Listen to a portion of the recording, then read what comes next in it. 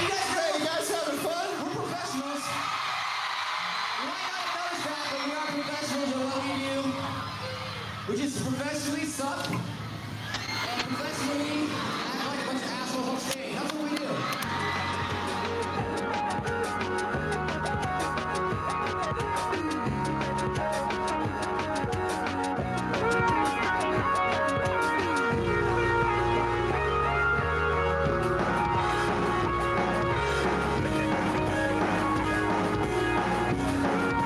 Greetings and welcome back. This is the Grinding Gear Podcast.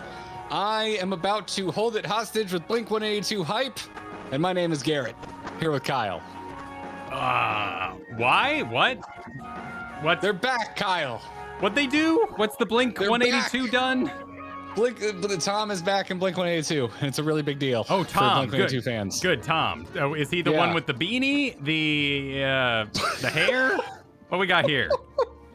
The beanie, the hair. It depends on the photo, because they've all worn beanies at different times. Yeah. Can you show me what you're looking at?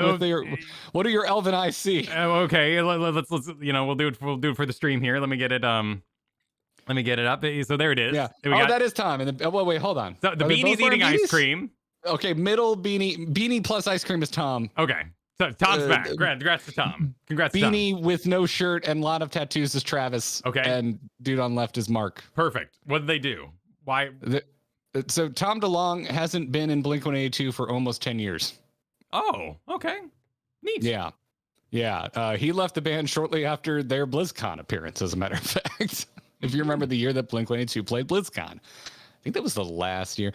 They've been on a lot of hiatuses. This isn't the first time that they've come back. But yeah. If you are of a certain age, this is big news for you. Also, if you're into pop punk, which I know you're not, Kyle, because we are the same age, and I know you don't give a crap about this.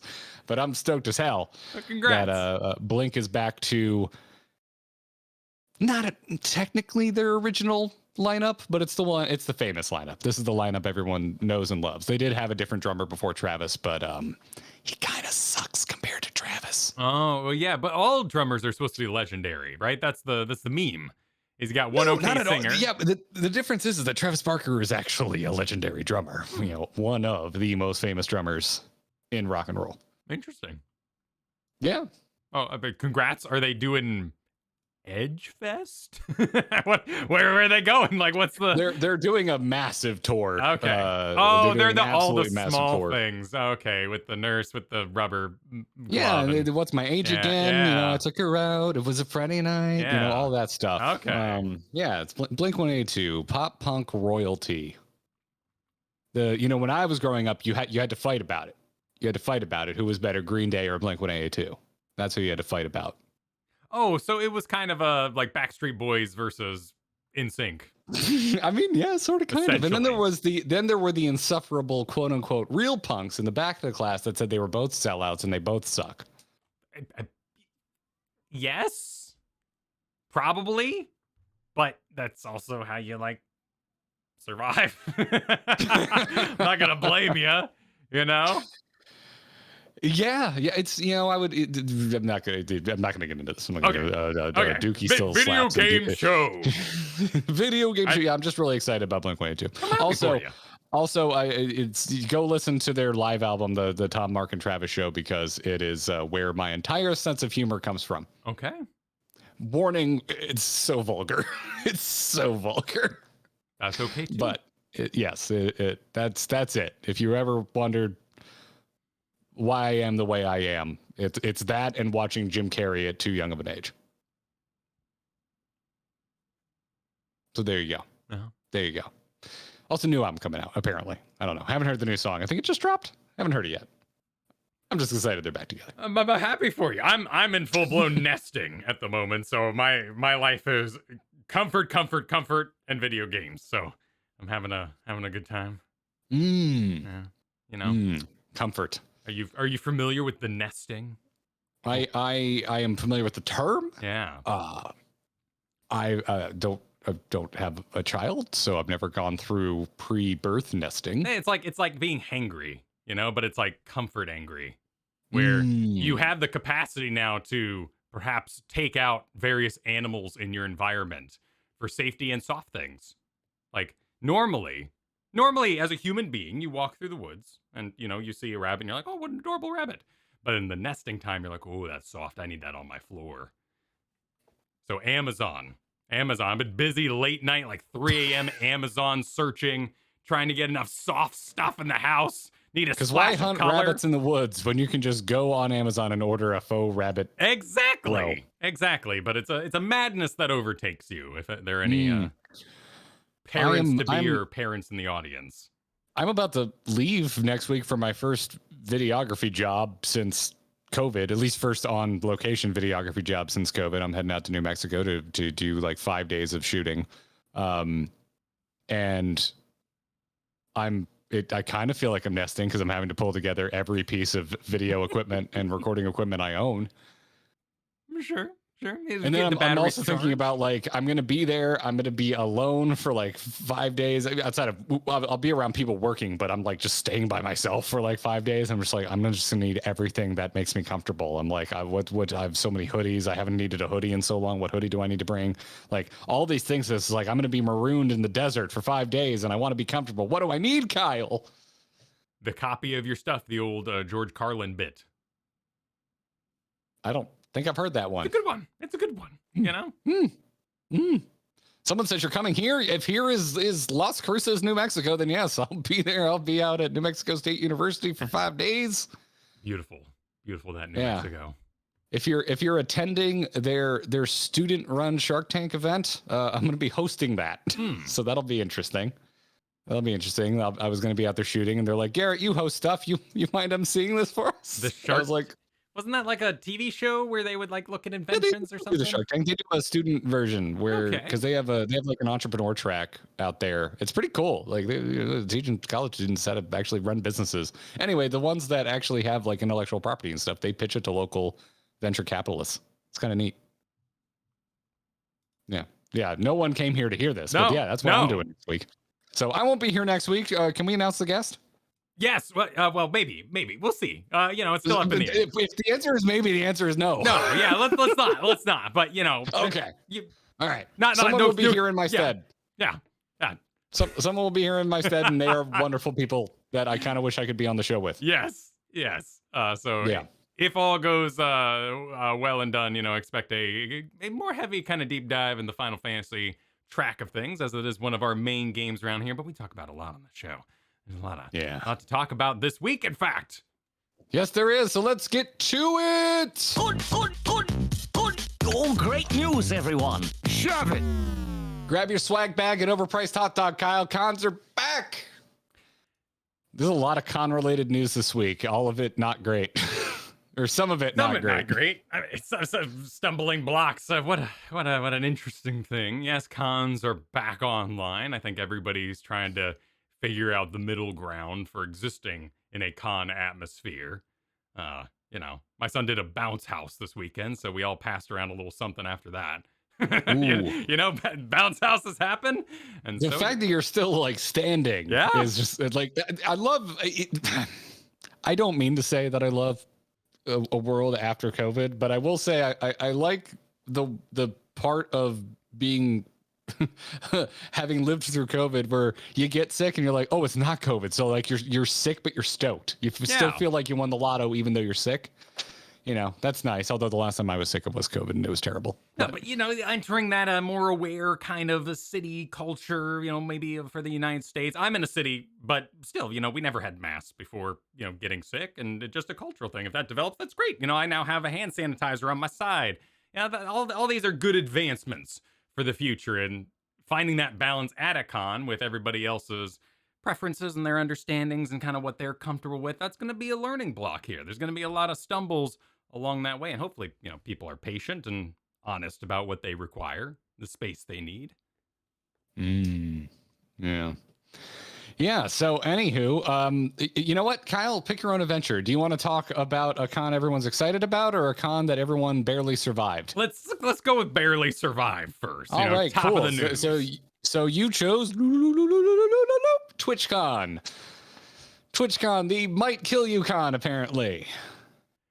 interesting developments out of this. Very, very mixed. I mean, there's, of course, the absolutely horrible and negligent side of things.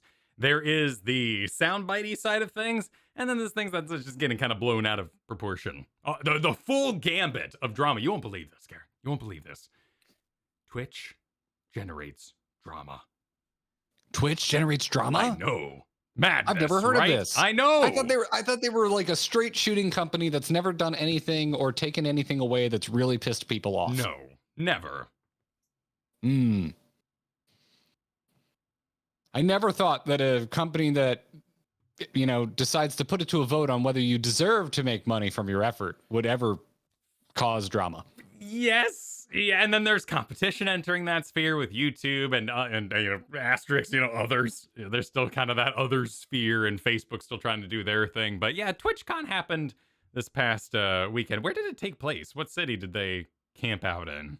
I don't know. I've never planned to go to TwitchCon, so I've never looked it up. Send to hell. Because I did San Diego. San Diego. Oh, that's a shame. I like San Diego. I'd love an excuse to go to San Diego. San Diego's trash now in your mind. Not going to San Diego. They hosted TwitchCon once. I know. It was more like, abide. I wish a con I wanted to go to was happening in San Diego. Yeah, no, I mean, it's a thing. You know, I did mega cons, I did anime conventions growing up. I did a lot of theater, of course, doing, you know, theater schooling and all that. And you get a bunch of young kids together, and I'm going to go there as a 35-year-old. You get a bunch of young kids together, and there's going to be shenanigans. No matter how great the security is, how tight everything is, how well planned out the event is. And then you add cameras to the mix, and you're going to have a recipe for disaster. Yeah. I don't know where to start. Like, so many of the things that are wrong with this, it's like not even funny, man. Like, so many people got hurt in that damn foam pit. Yeah, that's negligence, right? Like that is. It's like, it's not even fun to make fun of. No. Some people got permanently injured. You look at that pit, like it has maybe a foot of foam, and it's that square kind of hard foam that's going to push you to the lower levels. Like no pad apparently under that for the injuries that were sustained during the gladiatorial combat that they set up. Now, this was a space rented from Twitch, but as, of course, you know, being part of Twitch. So, you know, like BlizzCon or any of these, like there are booths people can buy, and this was a booth. This wasn't an official Twitch foam pit. But by being in their event, you know, they signed off on it. They sanctioned it in a sense. There was a waiver you had to sign to participate, but you know, freaking hell.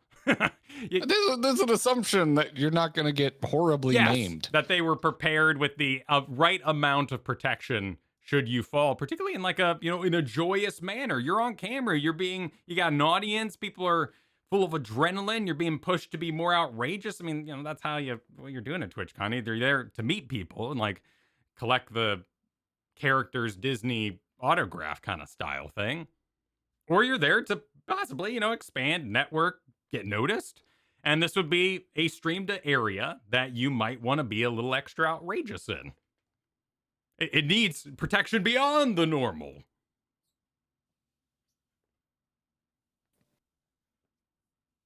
So, this in general, I'm over-encompassing statement right now. Okay. Kind of feels like Twitch is at its low point right now.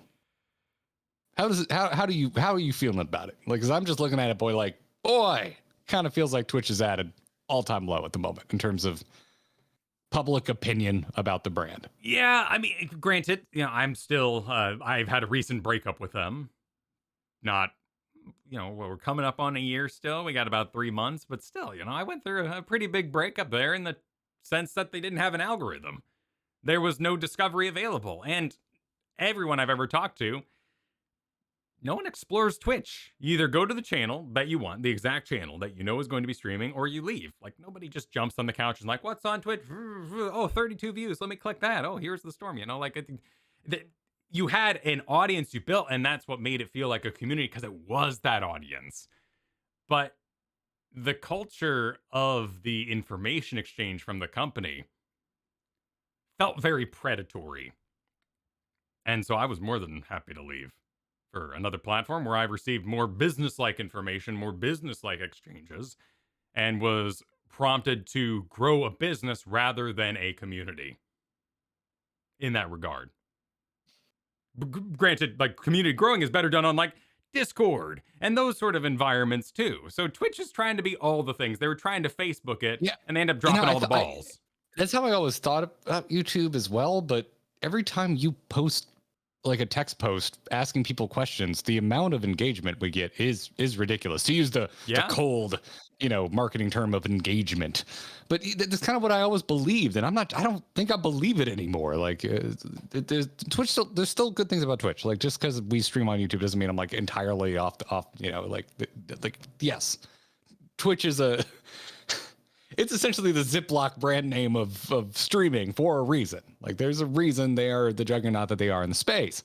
But like on the other side of everything that we've experienced on YouTube, I think like, I don't know, like I just give YouTube a little more credit. Like it is good for building community. And it is better than I thought for fairly regular interaction.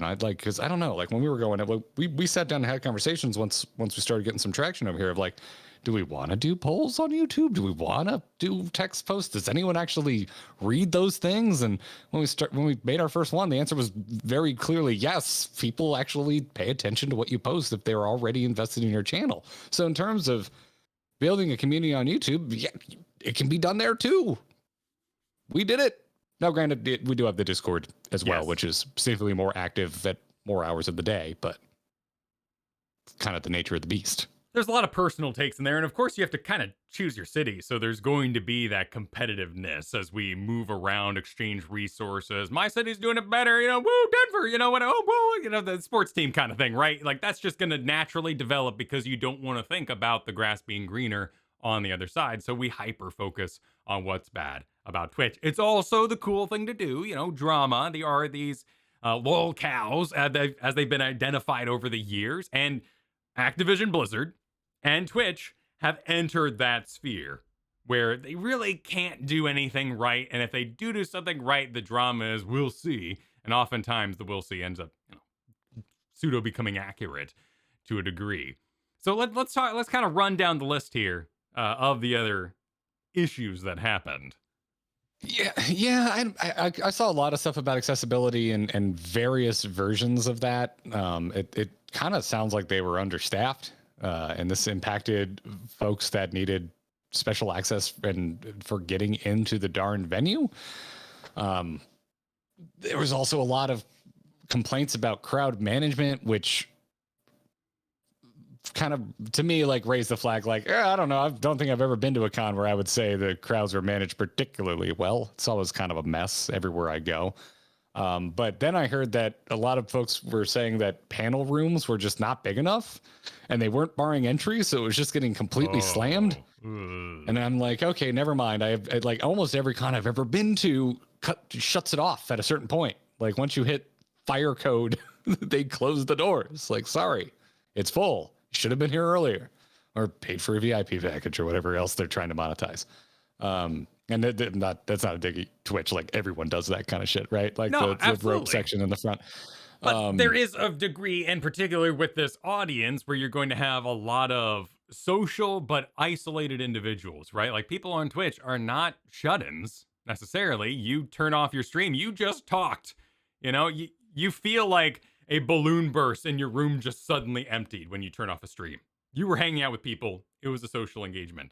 But coming out of COVID and stuff, I would hope that would be a little more inflated, if just so for the comfort levels of everybody. Because that's my big thing is when I walk in a room, I want to know your preference. I want to know your preference. Do you want some distance? Do you want some space? Like how can I facilitate a comfortable environment in that way? Now, like I said, I'm also nesting. So, I'm a crazy bird creature, right? My bird brain is going nuts and it wants to, add splashes of color and stuff. So I hear people being uncomfortable. I'm like, oh no, don't do that.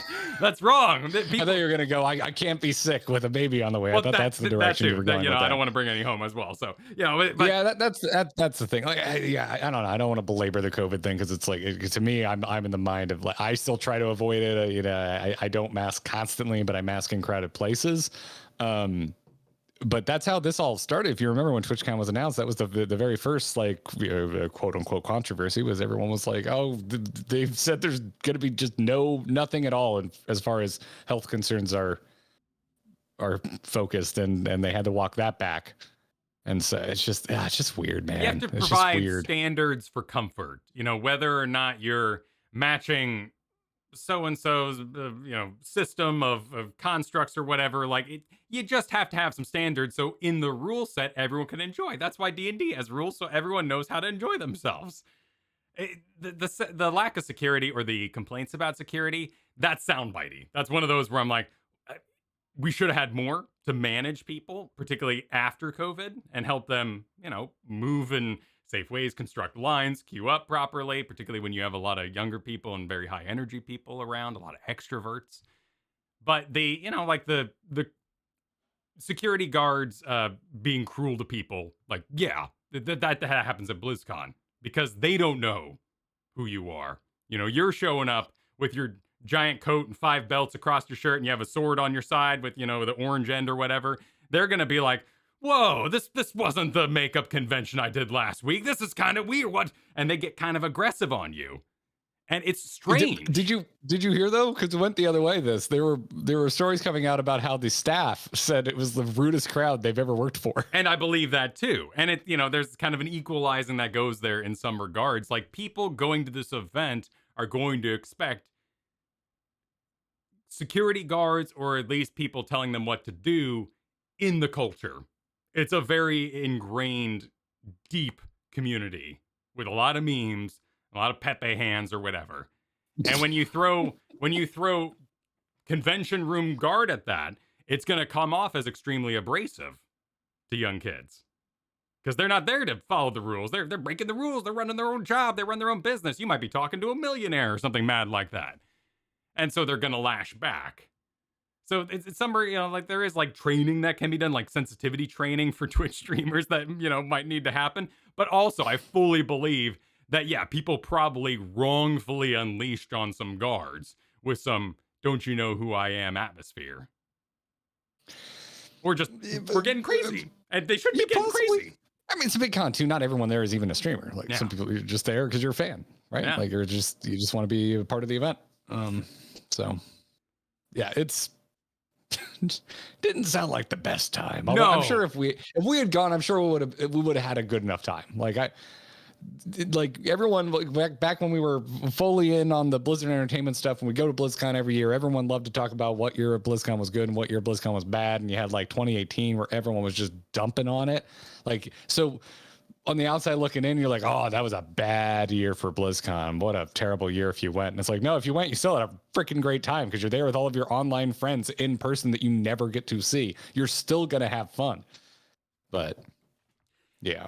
I mean, from the outside, regardless of, what happened in the convention, their messaging was bad and received poorly. They did several stages where they had community managers and Twitch personnel on stage answering questions that did not get satisfactory answers. Such as I remember one clip I've seen where someone asked, what's being done about rules being given out in different ways? Punishments are often ununified and based on the individual streamers. What's going to be done about that? And they were just like, no, that's false. Moving on, with a very dunk on you kind of drop the mic atmosphere, and you go, wait a minute. That's a very legitimate question. That's how a lot of us feel. This is your moment to ease that community. And then, of course, the Twitch president being interviewed. And actually, I looked this up. I was watching it. I thought from the outside that maybe it was going to be all buzzwords. It was going to be all, pushing the envelope and increasing engagement. Dan Clancy is just an outsider.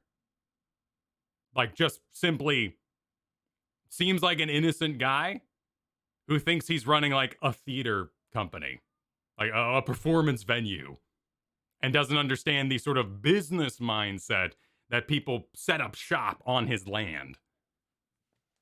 Yeah, that's kind of the vibe I got too. The thing that I saw kept getting shared around was an IRL streamer great name, by the way, Jake and Bake. Did you see that making the rounds? Yeah. I think I sent this to you. that I guess he had to talk with Dan Clancy, and the quote that kept getting shared from this IRL streamer was that quote, "I don't feel confident as a streamer on the platform with someone who is that out of touch. I walked away feeling depressed." So all accounts from employees, including DJ Wheat, who tweeted about this, is great guy, but he believes that he did high school theater and he understands streamers. And yeah, I found Wheat's tweets really interesting because Wheat worked for Twitch a long time. He was part of like the OG Twitch staff, and obviously we got our start in StarCraft, and DJ Wheat was huge in StarCraft, and we got to interview him one time, and I still just think he's just a kind of just a rad dude who I don't know. I never felt BS'd by DJ Wheat. No, he's very honest. But even with that, like that's his image in my mind. I was still surprised to see him being so candid on the topic of Twitch's leadership. I was like, I just thought that was kind of cool. Well, he did receive, as a community figure, a lot of backlash over the years. Like, people would be mad at Twitch and come to him because he was a face they could yell at.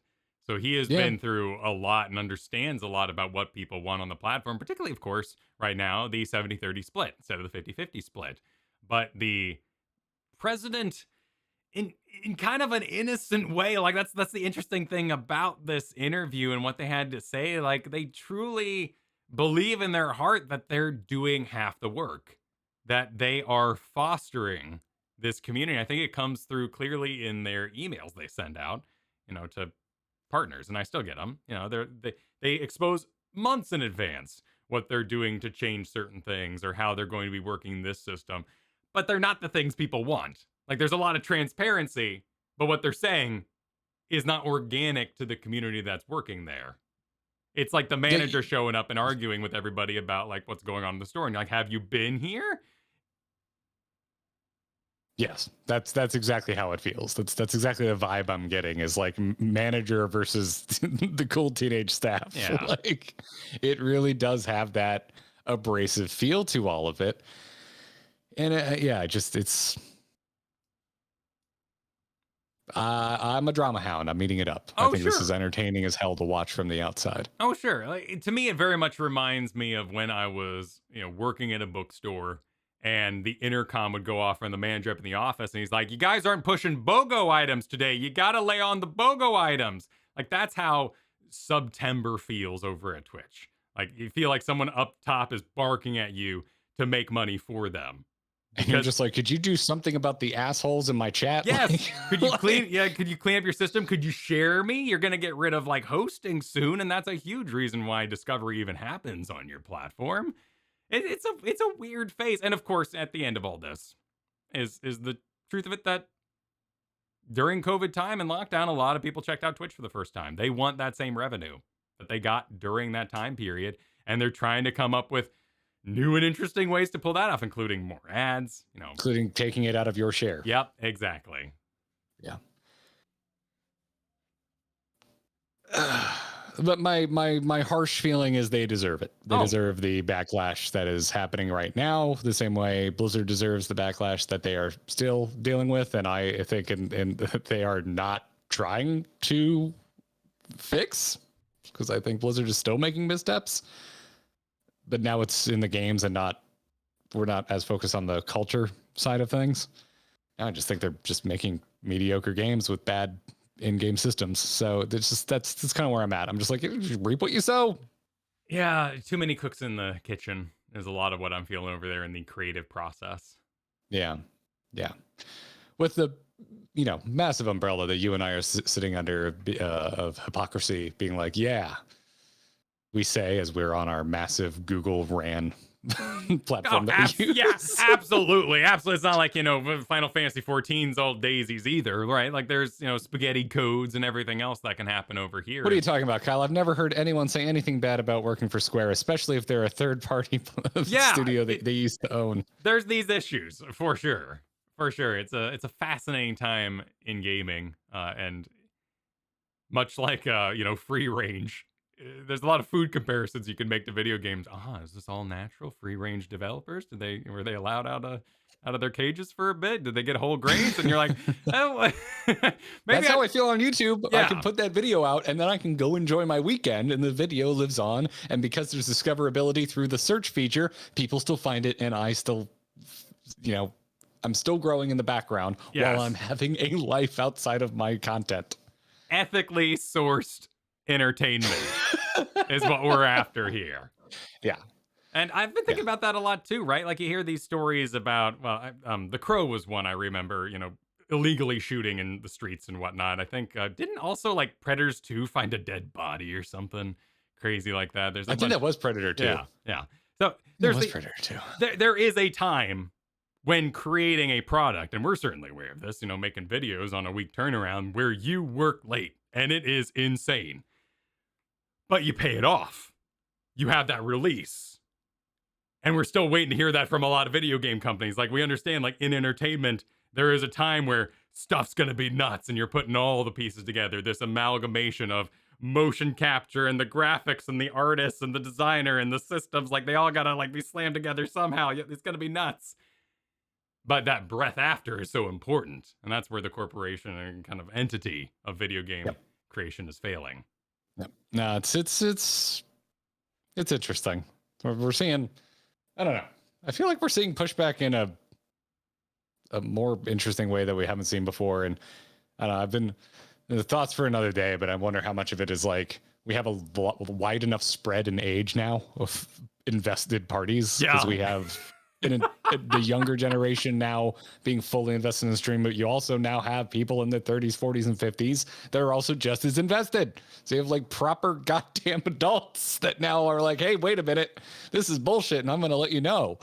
And I'm not saying it's all on the adults either. I see plenty of people that are definitely from a generation below me making damn good points about bullshit being pulled by these companies. So. No, there's a lot of just naturally in a child, in a teenager, there's going to be pushback against the man, and there's going to be revolution in order to test your limits. But now that we're getting older, we've seen those limits, and we're still going, wait a minute. There's going to be a ridiculous future, of course, when you walk by the old person's home, and there's anime music blaring out the windows, and the retro wave. Pinks and blues are on, flashing in there. It's not the gold I can't wait to have going. the sexy Asuka peeker on my scooter. Yeah, it's gonna be great. Yeah, on your scooter there. Yep, up in your retirement home window. She's still my waifu. Mr. Winesor, you need to turn that down. It's the music has to be old enough so the light sensors pick it up. Has to be loud. I can't hear it. Is modern warfare done? Oh my god, that's great. Watching Naruto and attendees coming by like, what is this old thing? It looks like Boruto. And you're like, I was there first, you whippersnapper. This is season 2, I'll have you know. Let me tell you, before Garrett turned to a good guy, that was when it was best. That's when it was best. I love this. We need to do Tales from the Weeb retirement home more often. It's going to happen, and that wider demographic is going to mean that there's going to be different demands on the video game industry, and including, of course, sustainability and lack of burnout, right? Like making sure people can have this as their job. And something I've wanted for a really long time is just a way to follow these people. Like if you did rigging in some video game and you're going over here and rigging now, I want to follow you. I want to know. I'm like, oh my God, your rigging was incredible on Coeurl and Heroes of the Storm. Where are you now? Well, League of Legends is where they are, but like you can can I follow you? Like, can we become fans of really simple stuff? And that is a massive oversight. It's simple stuff, but like stuff that gets swept under the rug for the actors and the producer's face. I'm sorry. I'm having so much fun reading everyone freak out. The Weeb retirement home? The Weeb retirement home, yeah. Yeah. I mean, to spin it into the top of the show, I saw someone tweet out that Blink-182 is just the boomer version of Machine Gun Kelly, and it hurt my soul. Then I remembered I'm only like 3 years older than Machine Gun Kelly, so it's not so bad. No, I mean, I had to face a little bit of my old manage this week. I watched something called Chainsaw Man, which... I'm seeing a lot of people post about that. I haven't watched it yet. but yeah, how was it? The main characters are 3D, which for Oh no! I know. Oh no! It's I a big hate deal. 3D characters in anime. Okay, but you watched Demon Slayer, right? Like enough. You watched enough. Enough of it. I got kind of bored if I'm being honest. I do like it, but it's a little fluffy for my taste. It gets less fluffy as it goes, which is kind of a tough sell. I totally get that. But Yeah. like in episode 2 when he was walking, it'd be like close up, and you're like, animation, it's a face, and then it kind of zoom out, and he's like, kung, kung, like a CGI robot all of a sudden, and then he kind of like turns on an axis like Bender does in Futurama, and your brain just goes, oh god. Yeah, I wouldn't like that. No, and that's so some animes are 100% in that kind of graphical environment, and when they stop moving and kind of hold still, you don't notice as much. But every movement kind of has that Bender energy, and I prefer like Studio Trigger, which is a little more hand animated. I mean, you remember the fight with when Main showed up and aced the guy. It's like, this is just someone with a pen in like the back room. They're just going nuts. This is insanity. I love it. A lot of energy. So I think Chainsaw Man may have actually like crossed that threshold for me, where it has motion, energy, and weight while being fully CGI, and I think I liked it. And Okay. It's a new era. Maybe I'll give it a shot. If I don't say anything about it, it means I didn't like it. Sure. Yeah, that's fine. Yeah. Hyper violent. I mean, the guy's called Chainsaw Man, so chainsaws being taken. I do like violence. Oh, Yeah. I need to get back to that Complex C that's on Adult Swim / HBO Max right now. I forgot because that's coming out week to week, and it's on HBO Max the next damn day. And I watched the first episode and I loved it. It was cool. It's a cool, creepy, like kind of horror mystery anime. What's it called? Complex C, I believe. It might be more of that name. What's the autofill? Housing Complex C. Housing. Housing Complex C. It's like an apartment, and spooky stuff starts happening. Oh, so you've got this large cast of characters and this blending of communities. We've got old folks living there, younger folks living there, like everything spanning the generations and different types of tenants, and stuff starts getting spooky. And I'm enjoying it so far, but I've only seen the first episode. I forgot because it's a week to week release, so you can't binge it.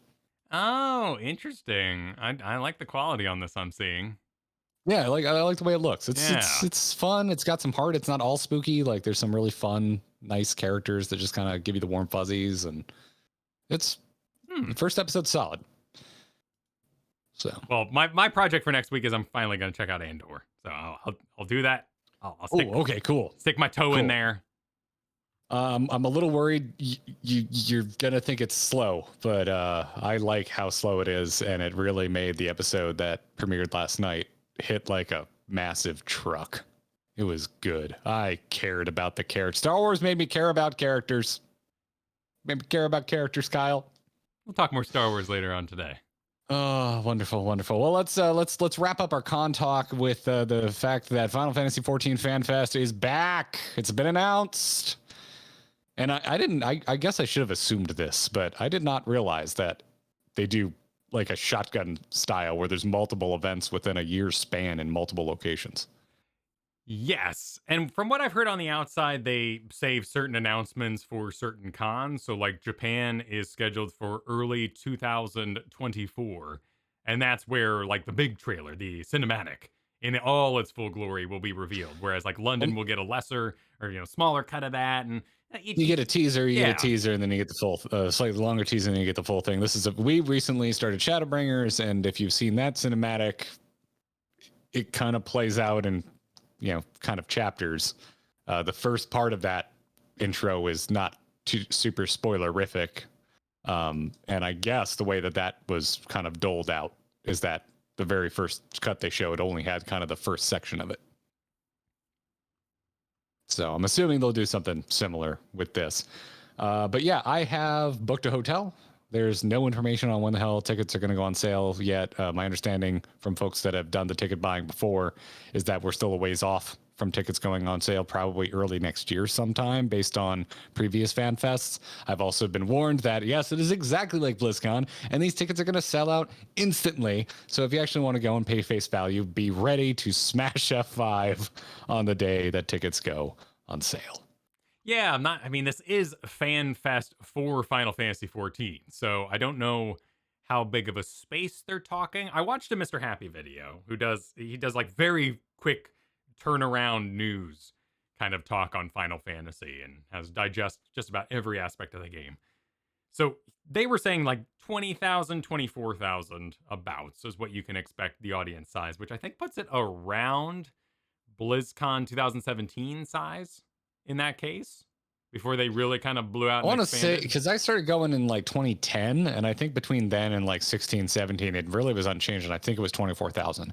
And then it went up to like 36,000, I think, for either 2017 or 2018 forward is where they got that new wing at Anaheim Convention Center, which is where BlizzCon happened, so they were able to allow more people in, and they did. Which, to me, they lost their personality along the way, which will always make me a little sad, because there was very much an energy of meeting the developers and the actors and everything else they had there. And in 2018 onward, it just kind of got overproduced. I would say it just got too spread out, because you had to get to that extra wing. It was quite the hike. And so, yeah, if you were hoping to meet certain people from certain teams, if they weren't in the kind of main area that you were in, it was kind of a pain in the ass to get to them. We missed the final heroes panel, basically. It took so long to get over to the wing it was happening in. Oh, that's sad. I didn't think about that till just now. That's definitely, there'll never be another Heroes of the Storm panel for the rest of our lives. Well, Microsoft, we'll see what they can do. But yeah, no. So Las Vegas, Nevada is where it's going to be taking place. The Las Vegas Convention Center, which is on a monorail, but apparently it's going to be insane. And of course, it's going to be the middle of summer desert. So it's going to be July in the desert. Oh my God. Yeah. Now, so granted, July's always when I go to Key West and it's hot as butts. I can't imagine what the desert's like. I mean, the place is blasting AC, right? Like, they are fully aware. They are a bunch of hotels in the middle of the desert. And luckily for pricing, like, they want you to end up there. You know, Las Vegas wants to keep those flights cheap and give adequate hotels, but there's not enough adequate hotels to manage the monorail. That'll probably be completely swarmed during this, so being close enough to walk is still a good idea. I'm just hoping that if we get in, and hey, even if we kind of go as press, that there is that smaller atmosphere that I remember from older BlizzCons. Yeah, I don't know. I mean, in terms of people being there, like when BlizzCon like added another 10,000 people, it really didn't feel that much different to me, because it's like whatever, they had the space to spread out. It was more just the accessibility of the different panels you wanted to see and how long it took to get there. But yeah, I'm stoked because, dude, I haven't seen you since 2018. Yeah, in person. That's the last time we were in the same room together.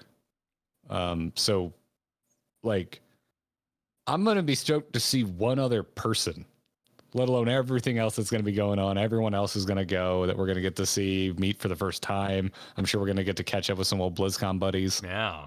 That crossover from Blizzard fandom to Final Fantasy XIV. Like, you know, like that kind of throwaway comment I made while we were talking about the TwitchCon mess. It's like, if I had gone, I probably still would have had a really good time. So like, well, of course I'm excited. Like I really want to see a Primals concert like that. The more I've learned about those concerts and seeing online, it looks like it's a hell of a production. So that's kind of the thing. But other than that, I don't have a lot of expectations or desires. Like, I just like, I have this feeling right now of, oh, thank God somebody announced a con I think is worth traveling for. Like, cause I miss seeing my friends. Like, again, I have very few local friends. Like, it's rare. It's rare that we get to hang out with folks. So yeah, I'm just looking forward to it. I'm just looking forward to it. I don't care how much I'm going to sweat. My hotel has a pool, so We'll be all right. All set. We're going to be all set. I think that hotel is now sold out, I believe. I believe it. Yeah, there's going to be a lot of, refunding too as people get tickets or don't as you get closer. But, people are maneuvering to be in town for this. And I think, just like you said, there's a lot of people who are excited for a live event. And this is the first one that really tickles their fancy. So it's going to be nuts. Yeah. It's going to be packed. Yeah. I'm very much looking forward to it. And I want to cosplay, but I don't know as what. And I am just now thinking about the dead heat of summer in the desert aspect of this. It's a restricting factor. Yes. Yeah. I didn't want to do a sexy cosplay, but it might just be necessary. Well, remember you're in Florida, so you're used to kind of being blasted with that AC and, the back and forth and back and forth. The problem, you got to get there though, dude. I did a sand trooper for Star Wars Celebration, whatever one where they announced The Last Jedi. It was a long time ago now. I was almost unconscious by the time I got through the parking lot into the actual event. It was nuts. I've never been so hot. So yeah, you do need to get in there. I guess, Kyle, you're going to need to tell me how I flatten my stomach, and then I'll make a dancer cosplay. Okay. Yeah. It's pretty, I mean, honestly, any of those like real crap apps, like go to whatever you have an Apple phone, right? So you go to the Apple store. Something along those? Yes. I believe they're called iPhones, Kyle. I think they've coined a phrase for the phone. I see. Well, grab your iPhone 35, go to the store and type like 30-day abs in there. And it's going to have the absolute most crap image you've ever seen on the planet. But it's all just body weights. Like lift yourself. That's all you have to do is lift your own body. And here we go. Six pack in 30 days. This is not sponsored. None of this is sponsored. Home workout. Photable. I don't know that editing. One. This is editing to give yourself fake abs. What? Ah, nice. Oh, 6 pack in 30 day. Okay, all right, cool. There we go. I don't need definition. I just need to flatten it out a bit. Yeah, just hit up any of those. Now, if you get deeper into it, like don't build abs underneath your fat. You're gonna have to go on some sort of diet or trim cut. Because otherwise you're going to get abs underneath your belly. And then you'll have like, the classic, like, the Armstrong, from Full Metal Alchemist. Like, they're ripped, but they still got the belly. Because it's just going to push your belly out because now you have abs underneath that. It's a balance. It's a balance. That happens. Yeah, no, I definitely got a little layer that needs to disappear Dude, first. It's almost winter. Like, yeah, my diatribe, right? Like people ripping on Jason Momoa off season, right? Like, come on, like I'm about to have a second kid. Like I'm not cutting jack. Plus, there's all these little bowls of snacks left around my house from a 3-year-old. Like I'm finishing those. The last few weeks, I was on this thing where I'm not going to drink until the weekend. And now my capstone is in overdrive.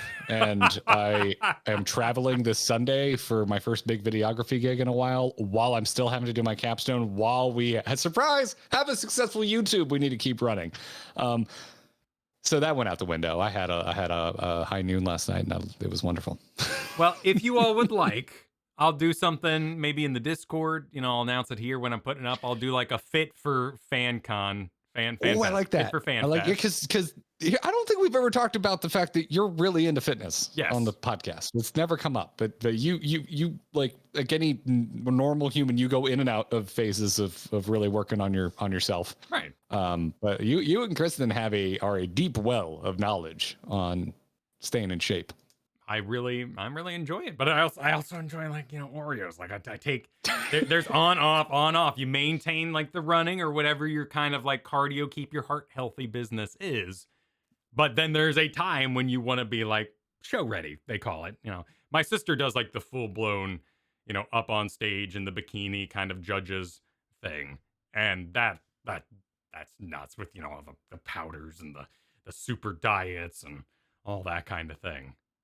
So I'm in the middle. I'm in the middle. You want to still live a somewhat functioning life. Yeah, not my primary lifestyle, right? Like people who bike on the road, like you guys are nuts. I just can't. There's nothing relaxing, I think, about what you're doing, but I'm really happy for your cardio. That's a great activity, but I don't know why you choose the weekend to go bike on the side of a road with like 6 inches to your name. Just freaks This me is out. it's where we have the time, man. It's where we have the time to go Yeah. do the things we want to do. Yeah. Yeah. Nuts. Not me, by the way. You'd never catch me biking on the road. No. Oh, I did a lot when I was younger to get home from school, and I just didn't like it. Freaked me out. Yeah. No, I'm not a fan. I'm not a fan of being softer than a car. Yeah. Yeah, it's not what I look forward to. But I do look forward to thanking our wonderful patrons for supporting us Nice over segue. at patreon.com/Garrett and Kyle, or just go to supportourbromance.com. It'll take you right there. If you like what Kyle and I do, whether it's this podcast, but also our other stuff, it is our Patreon for everything we do, everything we make. If you like our videos, if you like our streams, if you like our podcasts, if you like any combination of those things, maybe you just like us. You just like, I just like those guys. I haven't like listened to them in 6 months, but I like them enough. I just want to chip them $1 or $2. Well, the Patreon is there for that. Check it out. Supportourbromance.com. We'll get you access to the members only channel of our Discord. There's quite a few channels in there. It gets you an ad-free version of the show. So you won't hear this. You will not hear this part. You're not going to hear it. You're not going to hear me say, also, we just launched our store, which if you guess that domain, it's buyourbromance.com. We've got shirts. We've got stickers. We've got a print that we commissioned. It's an awesome print. I just got it framed. I need to find a place to hang it now. Go check it out at buyourbromance.com. Those are all the ways that you can support Kyle and myself. And we would really appreciate it because, I got a roof to fix and Kyle's got another kid on the way. So thank you so much for the support, everybody. Means a ton to us. Yeah. Still need to there's been no flashing at Home Depot for a while post hurricane. No flashing? I don't know if that's actually, it's kind of, it's like the thing that goes like under roof the drip stuff. edge. I think flashing is usually what you do in corners. This is so horribly mundane, but whatever. The edge of a gable roof. That's the thing that's missing. I can't find it anywhere. It's just exposed right now. Oh my God. Thought it was like a flash sale, or you were like a Depot bro or something, like some deep and rich culture of people who go to Home Depot and hate on Lowe's. No, and now people in chat are like, soffit. No, soffit's the underneath part. The soffit's still there. It's the thing on the end cap. So yeah. Anywho, context. A hurricane came through and I'm missing part of my roof. That's the context. Anywho, thanks for the support, everybody. Supportourbromance.com for our Patreon. Buyourbromance.com for our store. And now let's take a quick break before we move on.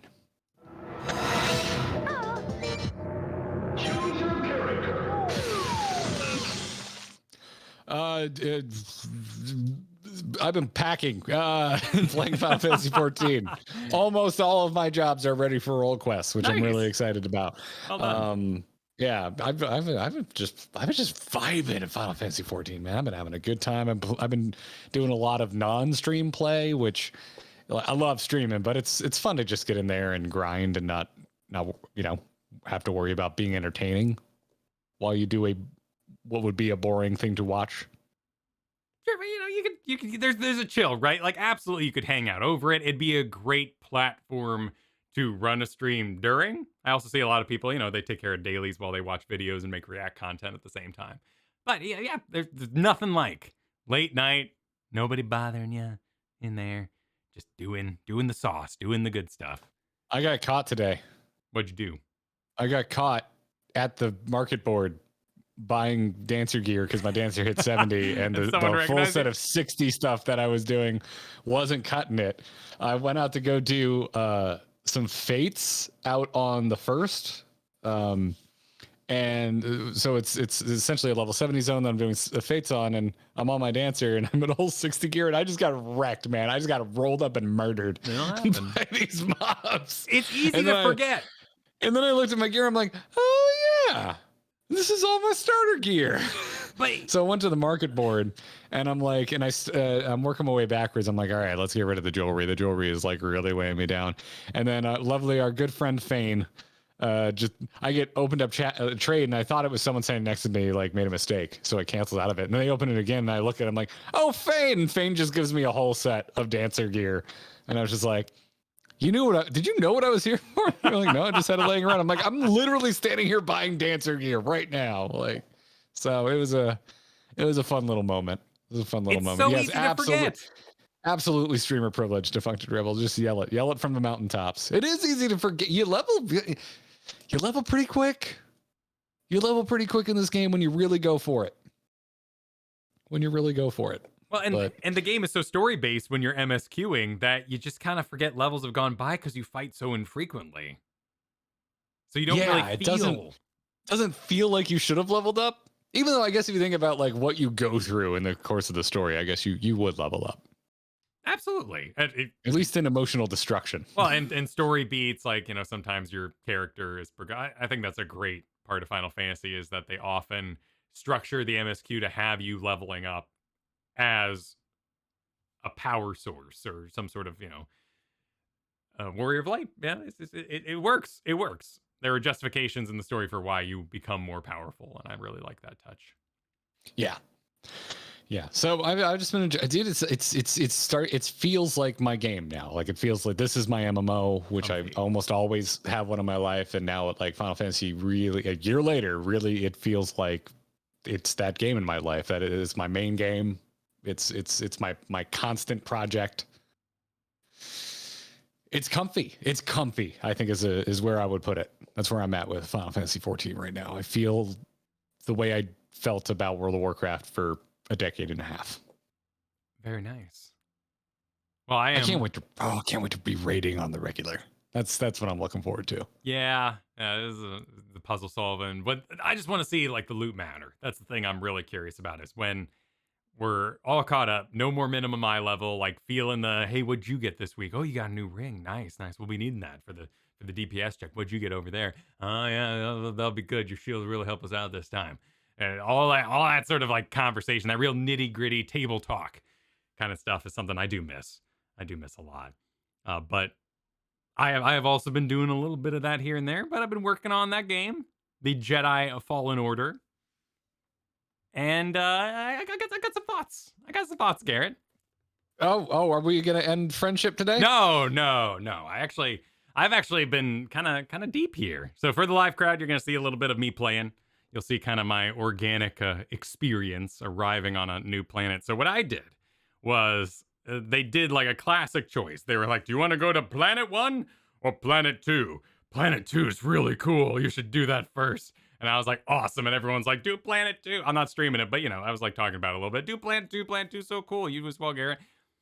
So Planet 2 was Dathomir. Yes, Dathomir. I just hit a wall. Like, I did not care at all. Like I was playing next to Kristen. It's a real cozy game, right? Like we enjoy playing Dark Souls together. We love doing solo games. I was playing God of War recently, so this has become kind of our little evening tradition, our little watch party. And you'll even see here when I'm talking to what I guess is like my tutor or Jedi master or something like that. I just kind of start wandering off. I'm kind of sad that the players or the characters you interact with have like leashes on their conversation, because he'll be like, I just need a minute, and walk off. I'm like, no, you were just boring. Like, I still want to hear what you have to say.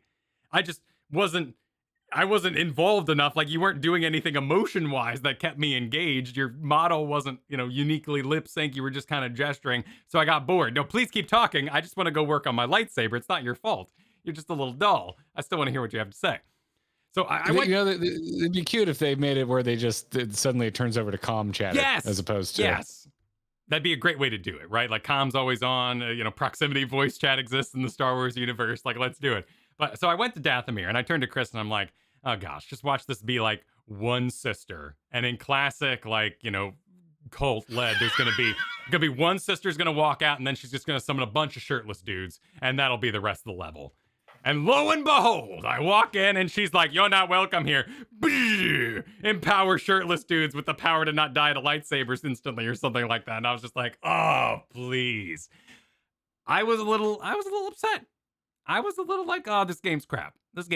I'm not invested here. This game's crap. However, I took a moment and say, you know what? No, I'm going to play this like I do Dark Souls. There's all these trappings that keep trying to tell me it's not Dark Souls, like the character talking all the time about completely useless crap. Like, there it is.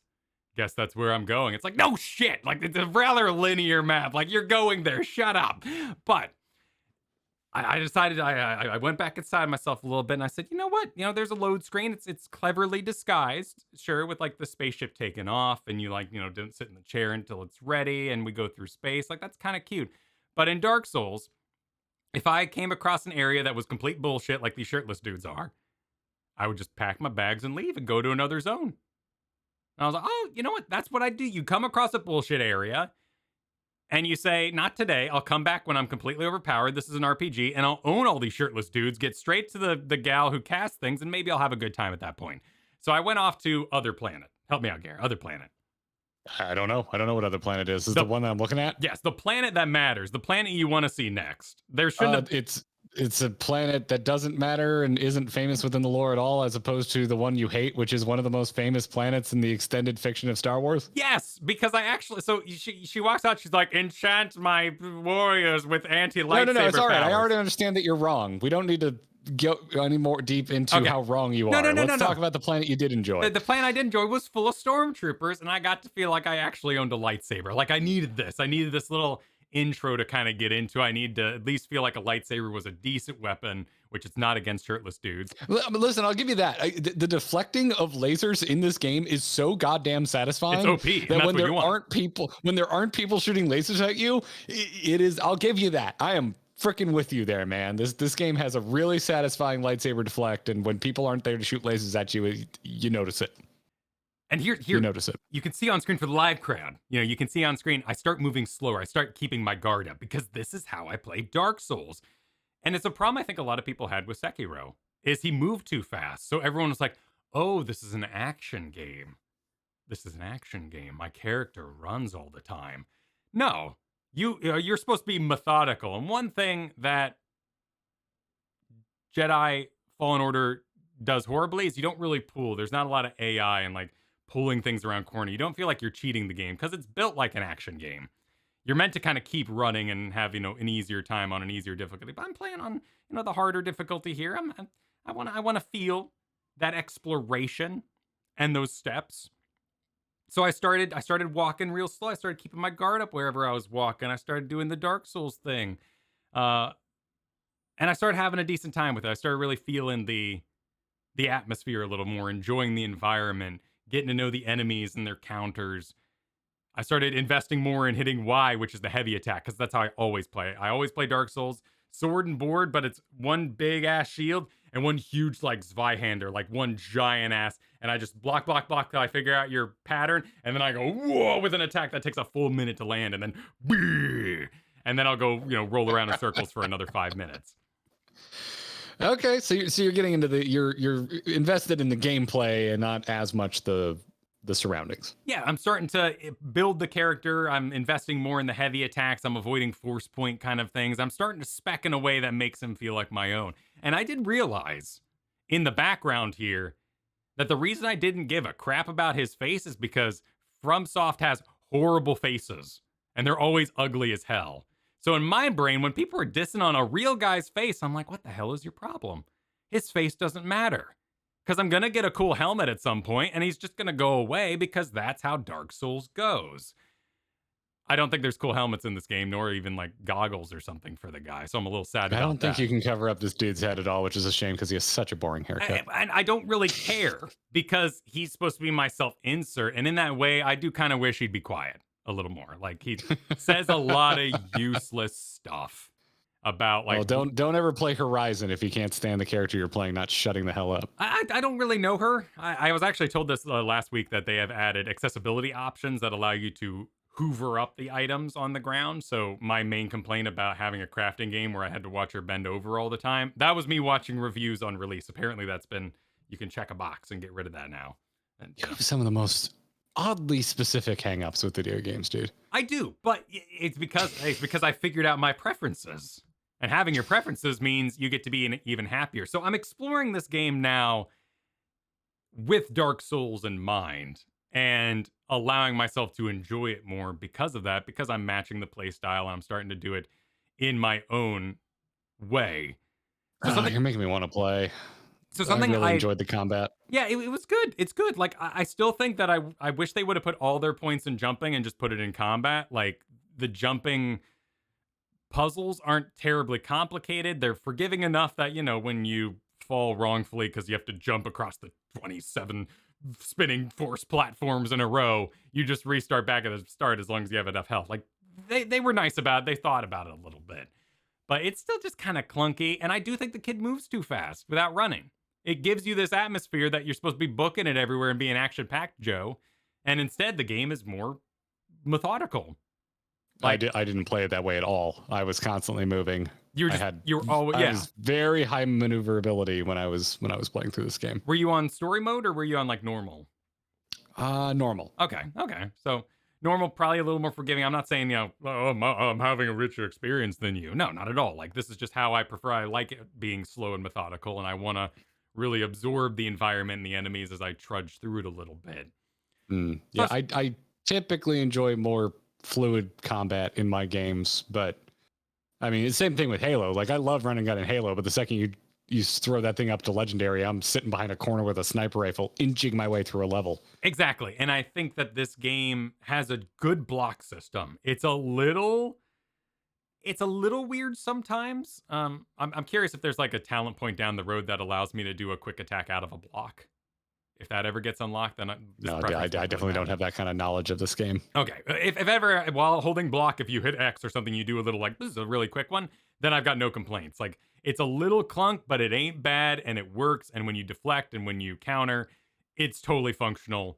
It's fine. It doesn't have the tightness of Sekiro, but that's perfectly fine. I'm having a decent time.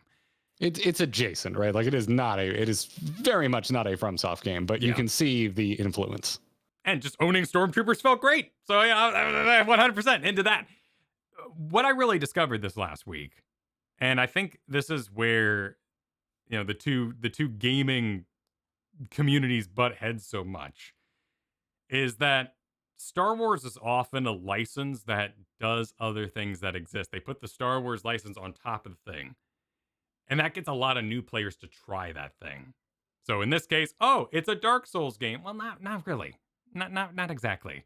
But a lot of people for the very first time tried a Dark Souls style game because it had the Star Wars name on it. And it's also Metroidvania style. Like, they're pulling a lot of different threads to make the game a little bit more their own, particularly with the puzzle stuff.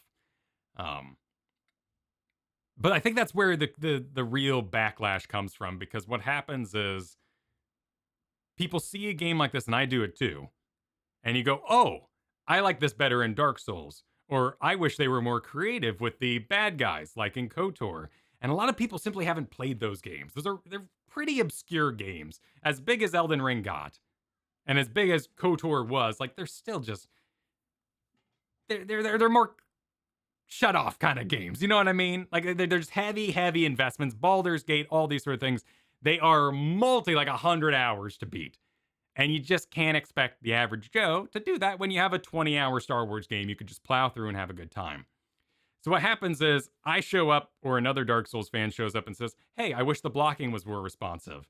And someone's like, I never played that. What, you didn't like it? And then your brain goes, it goes a little defensive. And the first thing you do is you dig on the story, because that's where you can connect, because at least you both experience the same story.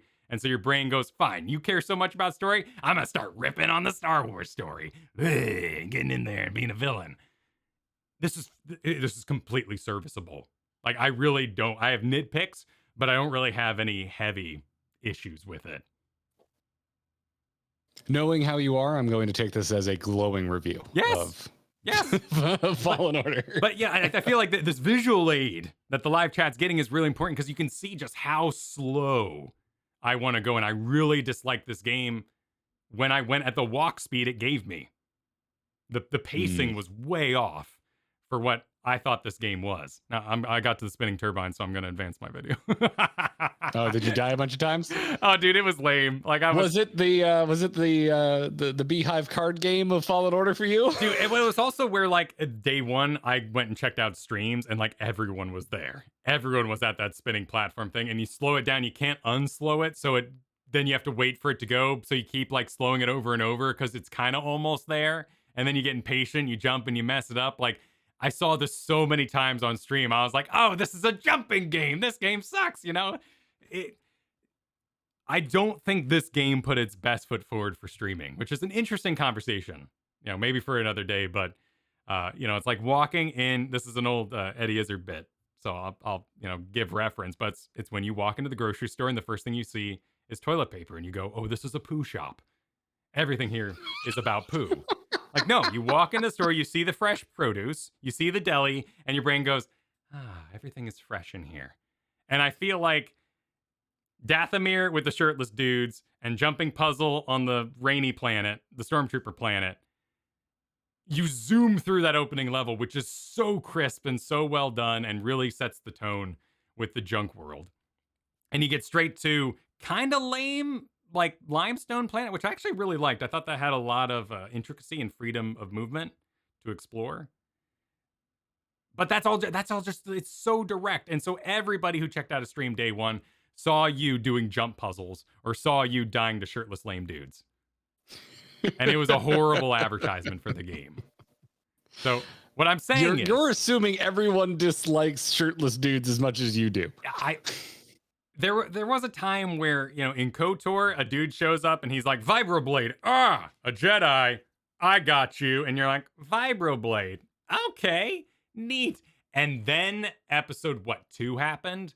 Where they're like, these droids have electric things, they have shock sticks, and they can block lightsabers. And you're just like, now come on. Also, what was this fresh pile of bullshit? These like giant slammy machines? Like it's Metroidvania, don't think about it too much, right? But it's called a video game, Kyle. Yeah, like giant slammy machines. We're just randomly slamming. It doesn't matter. Like you go through Blighttown and Dark Souls, there's all sorts of random traps. It's hard for me not to look at this and be like, you're just mad because you're not very good at platforming. Yeah, no, I am. It's true. But I did not die this many times. But it just didn't have its best foot forward. And I'm wondering if like Planet 3 or I guess this is Planet 4, after the initial split, will kind of give me that, like, here we go. Now I'm an expert too. Like I have the skills I need to compete in this game. It's just not as fun to farm. And like, I don't really, is there an XP? Do I even know how many skill points I have before I go rest? Dude, I haven't played this game in years. A bar? I can't help you. Okay. I know this is a detailed deep dive on a game that came out a long time ago. You're into deep systems, and I was just like, I'm just enjoying the combat, and I'll spend things as I get them, and I want to see the story through. That was my journey through this game. Nah, story's only as good as the difficulty surrounding it. I disagree. Otherwise, it's an unearned. That's not how I vibe. Yeah. There's a weird Kyleism that I disagree with. So I will continue to report back, but yeah, I've gotten over a lot of my Dark Souls-isms, and I'm feeling ready. You got over it, but you're still somewhat demented. Well, yeah, that's what preferences are. They're special dementeds that you have, and you take advantage of them, right? So you're a happier person. I just, I just want solid combat and a story I give a shit about. So honestly, this is basically the same. I came to this game for almost the same reason I came to the new God of War. Like they are in the same bracket of what I consider like really satisfying combat games with extremely well written narratives. God of War definitely did the writing better. Like that's just the truth of it. The exchanges. I agree. I agree. agree. I think they're both good though. And because again, I don't like the character of Fallen Order, but I still came out of it being like, damn, that was a really solid Star Wars story. Just let me put a helmet on him. I'll be fine. Like I did. A hood. Give me a hood. You're playing a Jedi. Where's my hood? Yeah. It's a game of ponchos. That's all you get.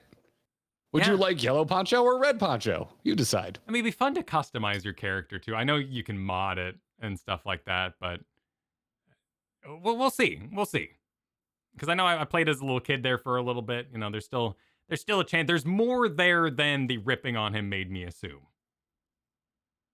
Yeah, no, it's a good story. It's a good narrative.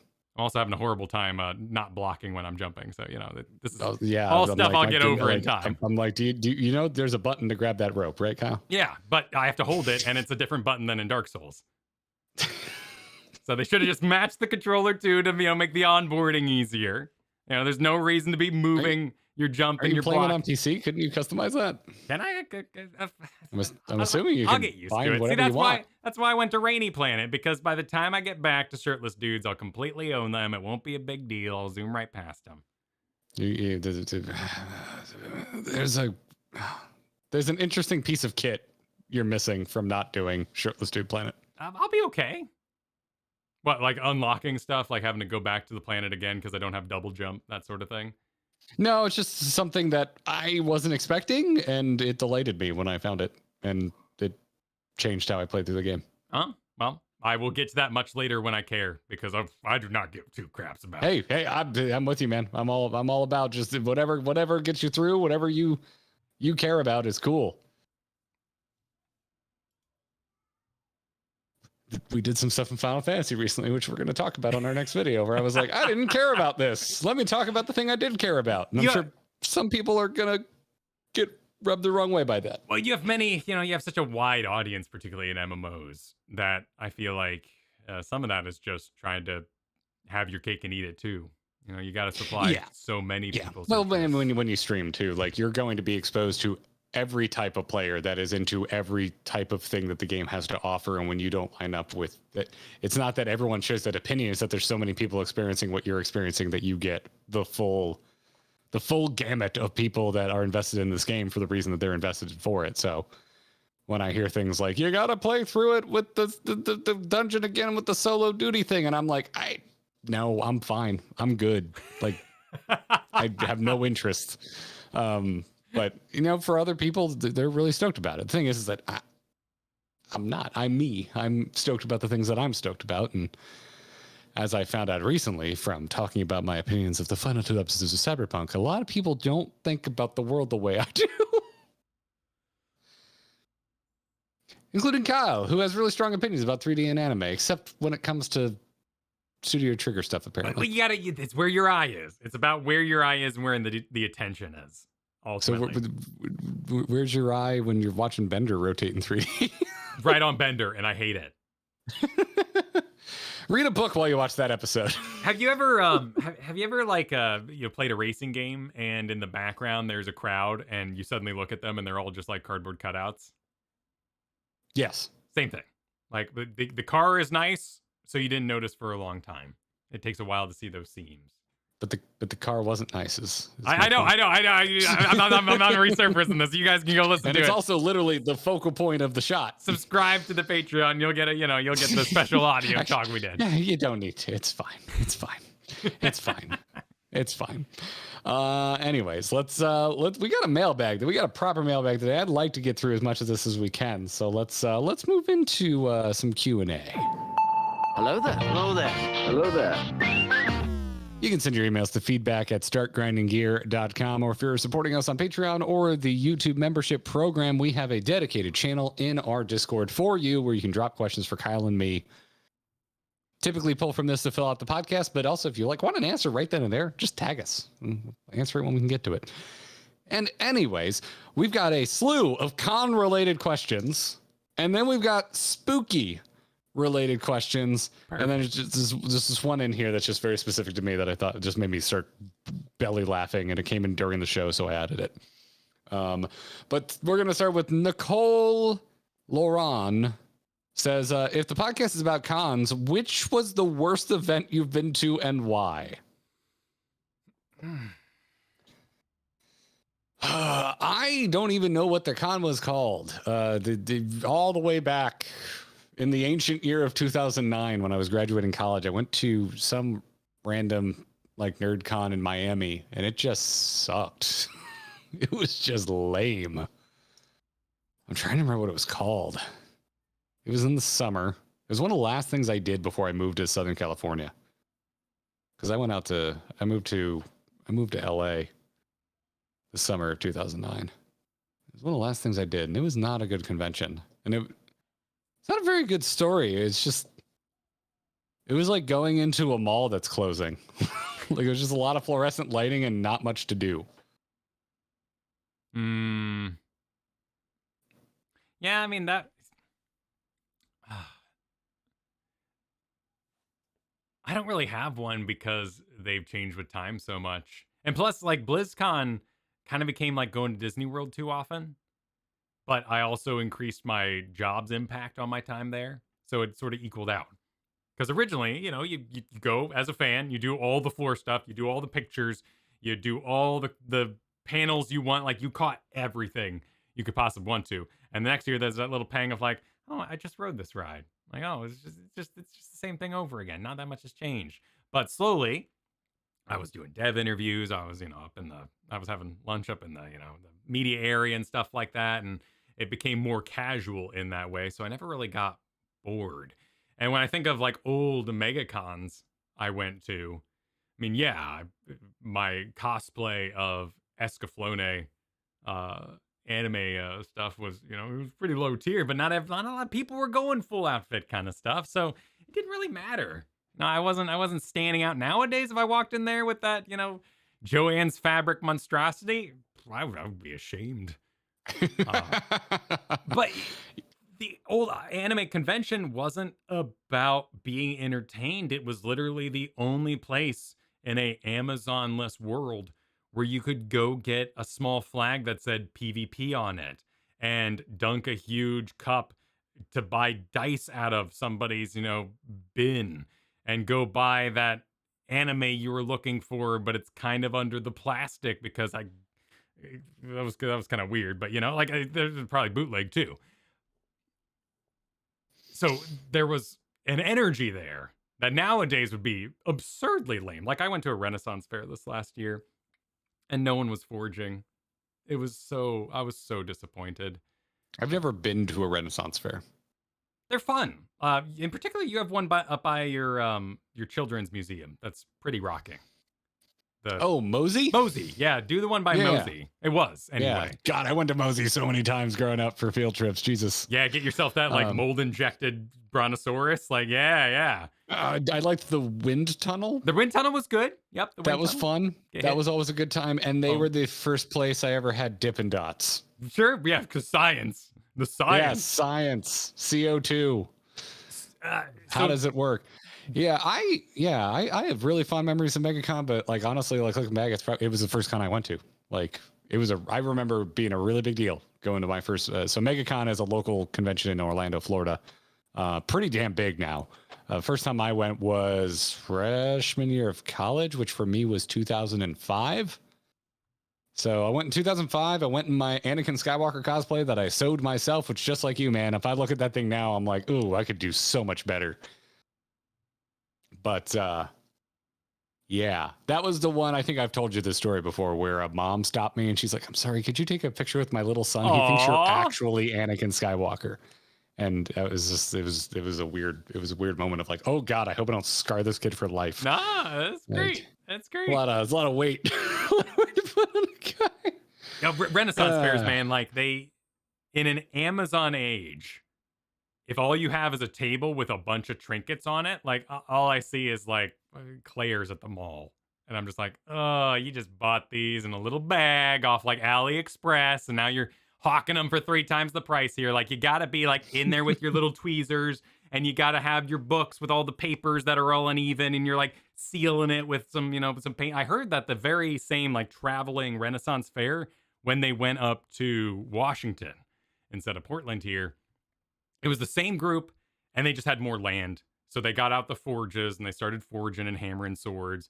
And the artists... So it was more of a venue issue. Yeah, the venue is too small. So behind your Mosey, is that what you called it?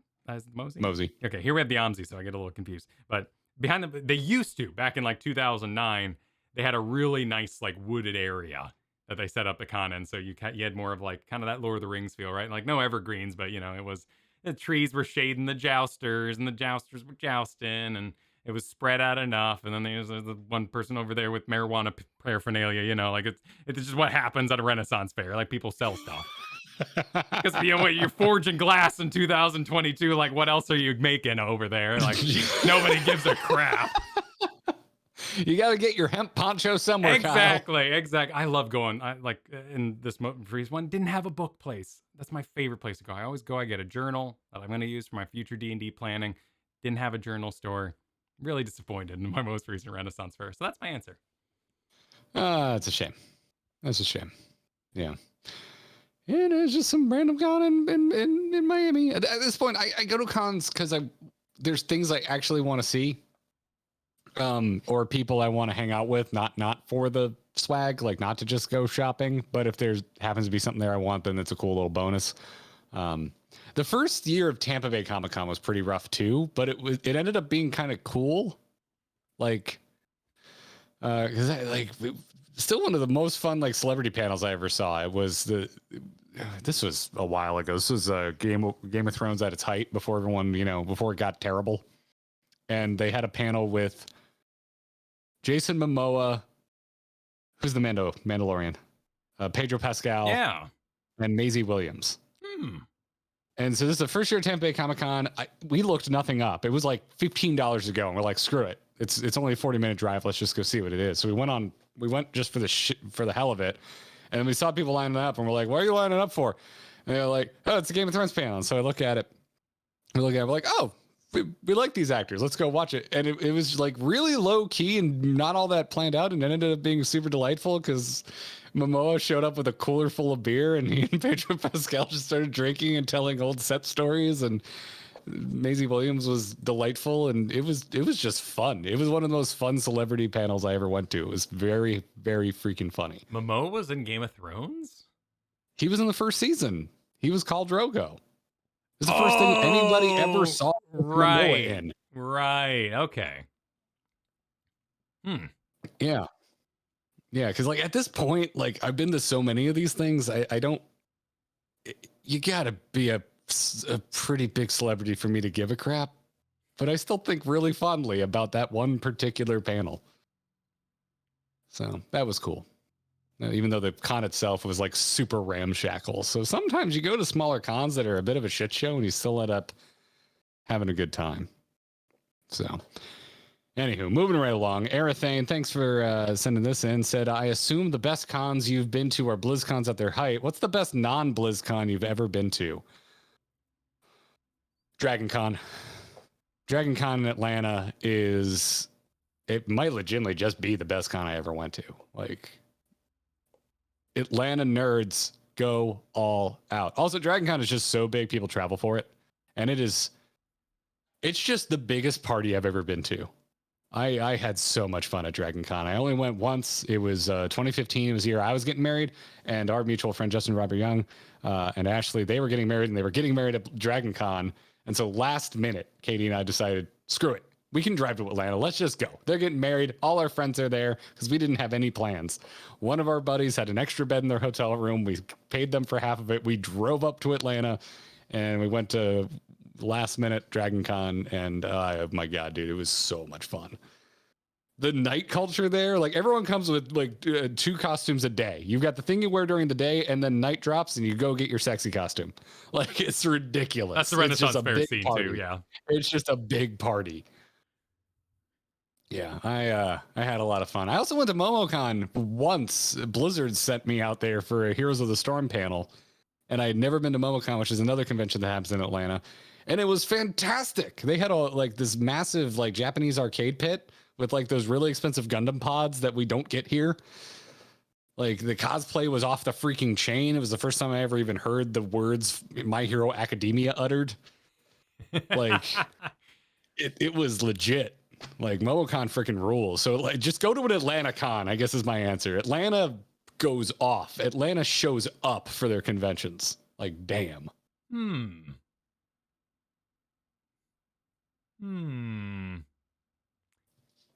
I wish I could say my own con, the A-Move con, but I was not prepared for that.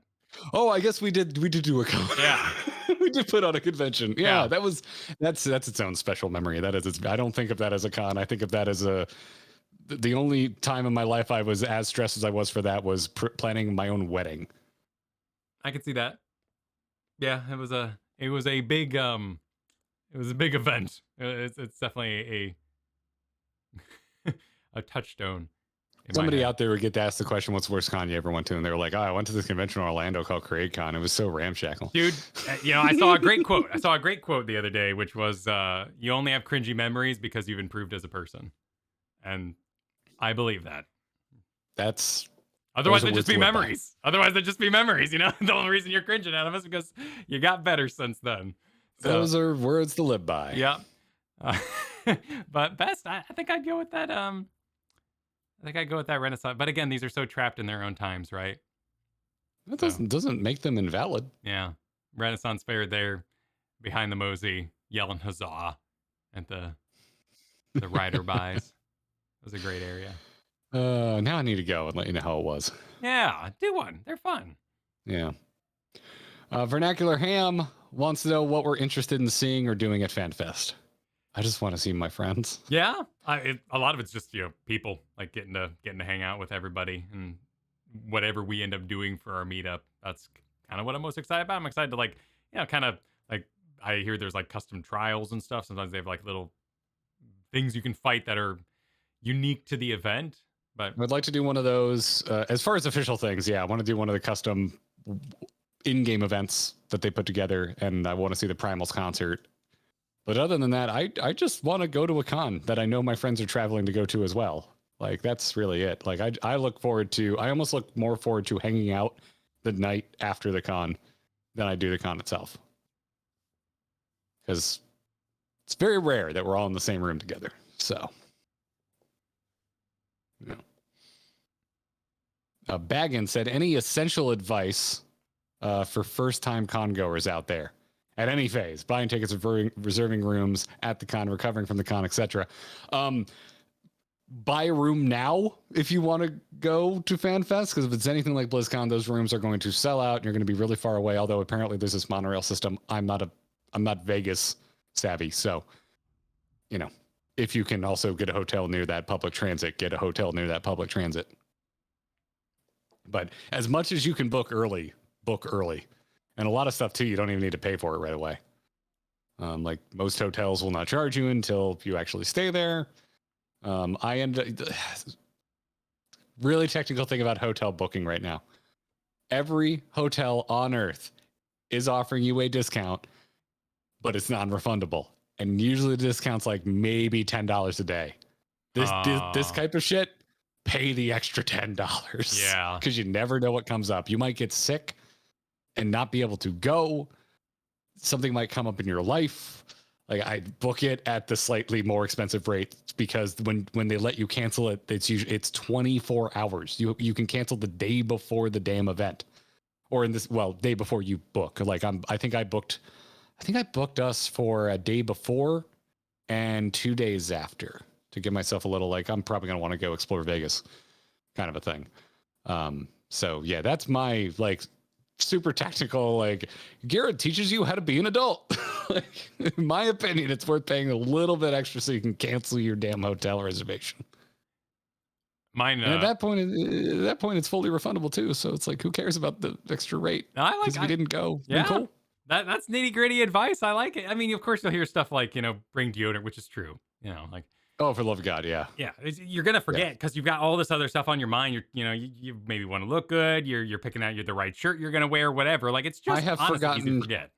I have forgotten shirts. Yeah. I have forgotten toothbrush like twice for BlizzCon. That's always a pain in the ass because you're so excited. You're like, I gotta take time out of my day to go to Walgreens. Gotta go find a Walgreens and buy a damn. It's such a pain in the ass.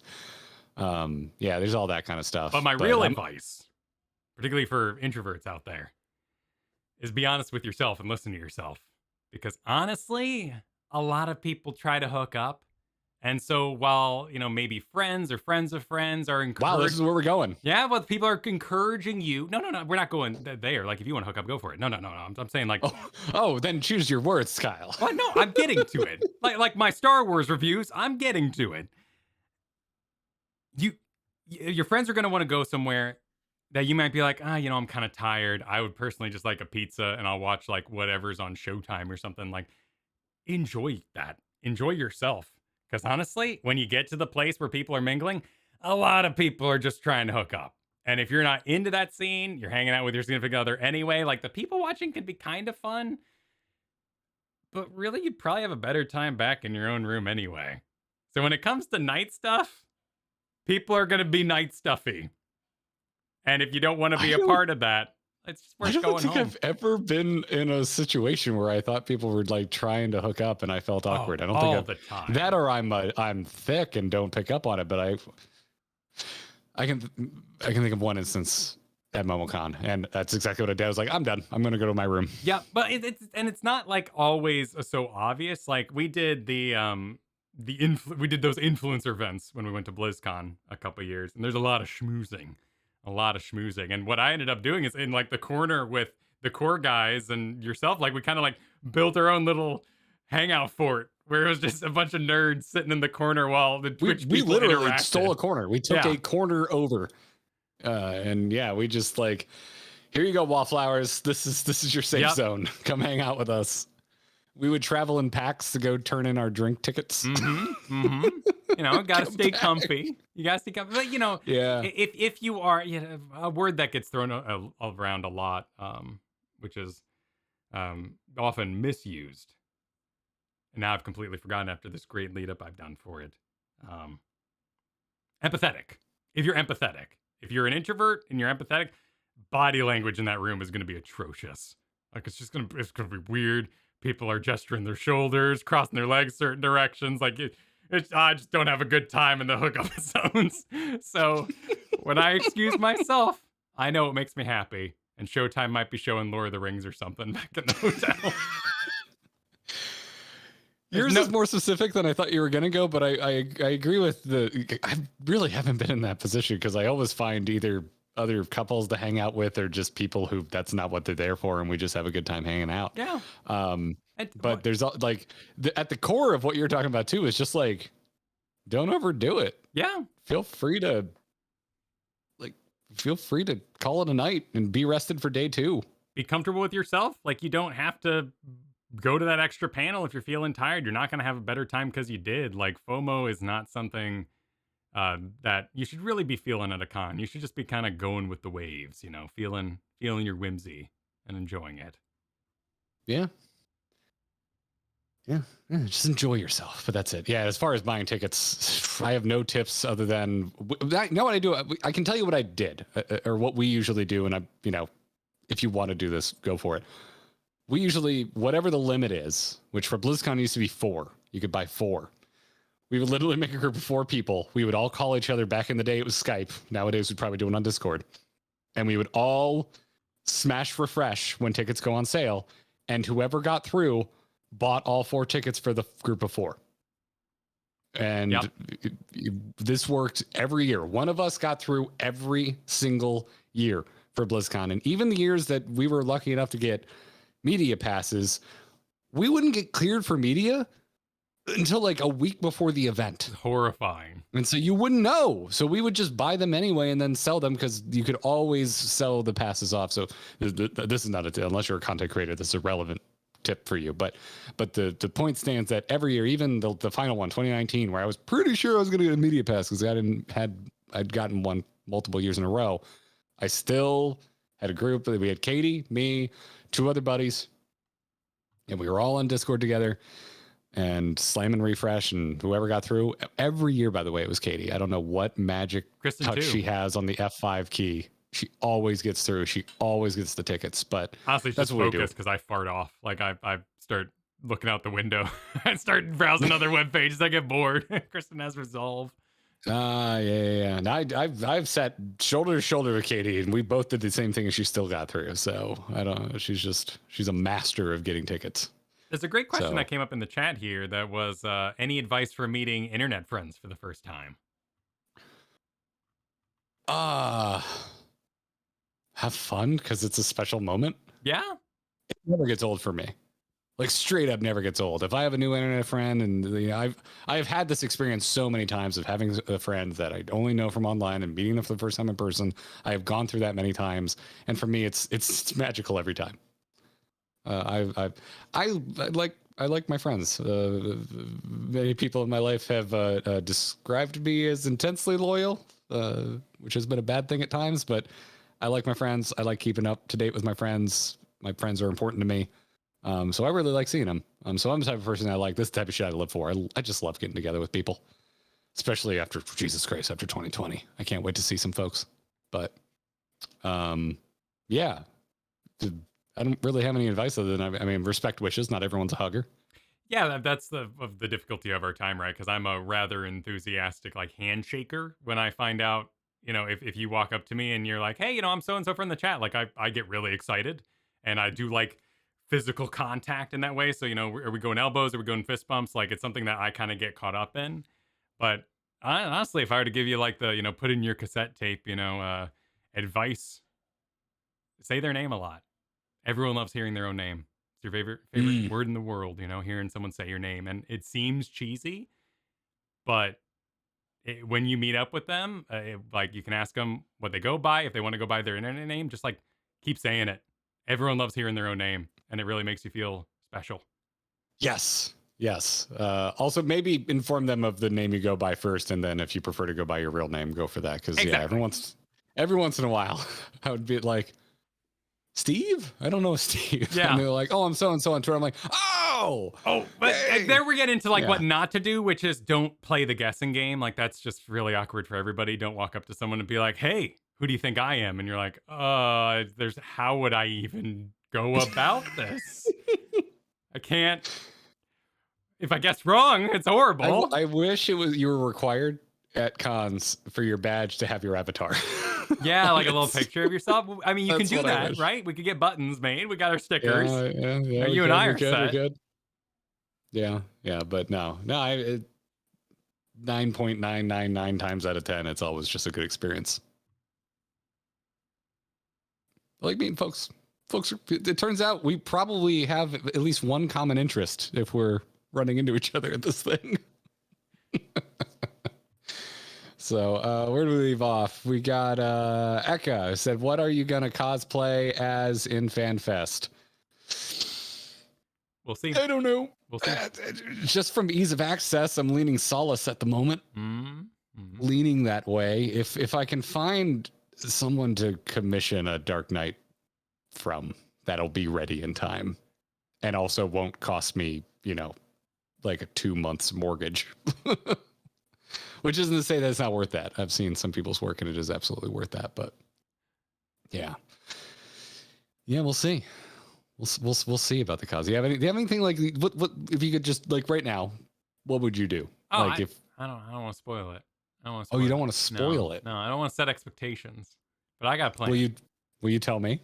I'll tell you. Off air? Yeah, I'll tell you. Okay. Yeah. Okay. I'll tell you. Okay. This one also. And then that was followed up. Lauren again said, "Would you cosplay as Tuna and Val?" I would consider it. Yeah. I would consider it. I would do casual Tuna in a Hawaiian shirt.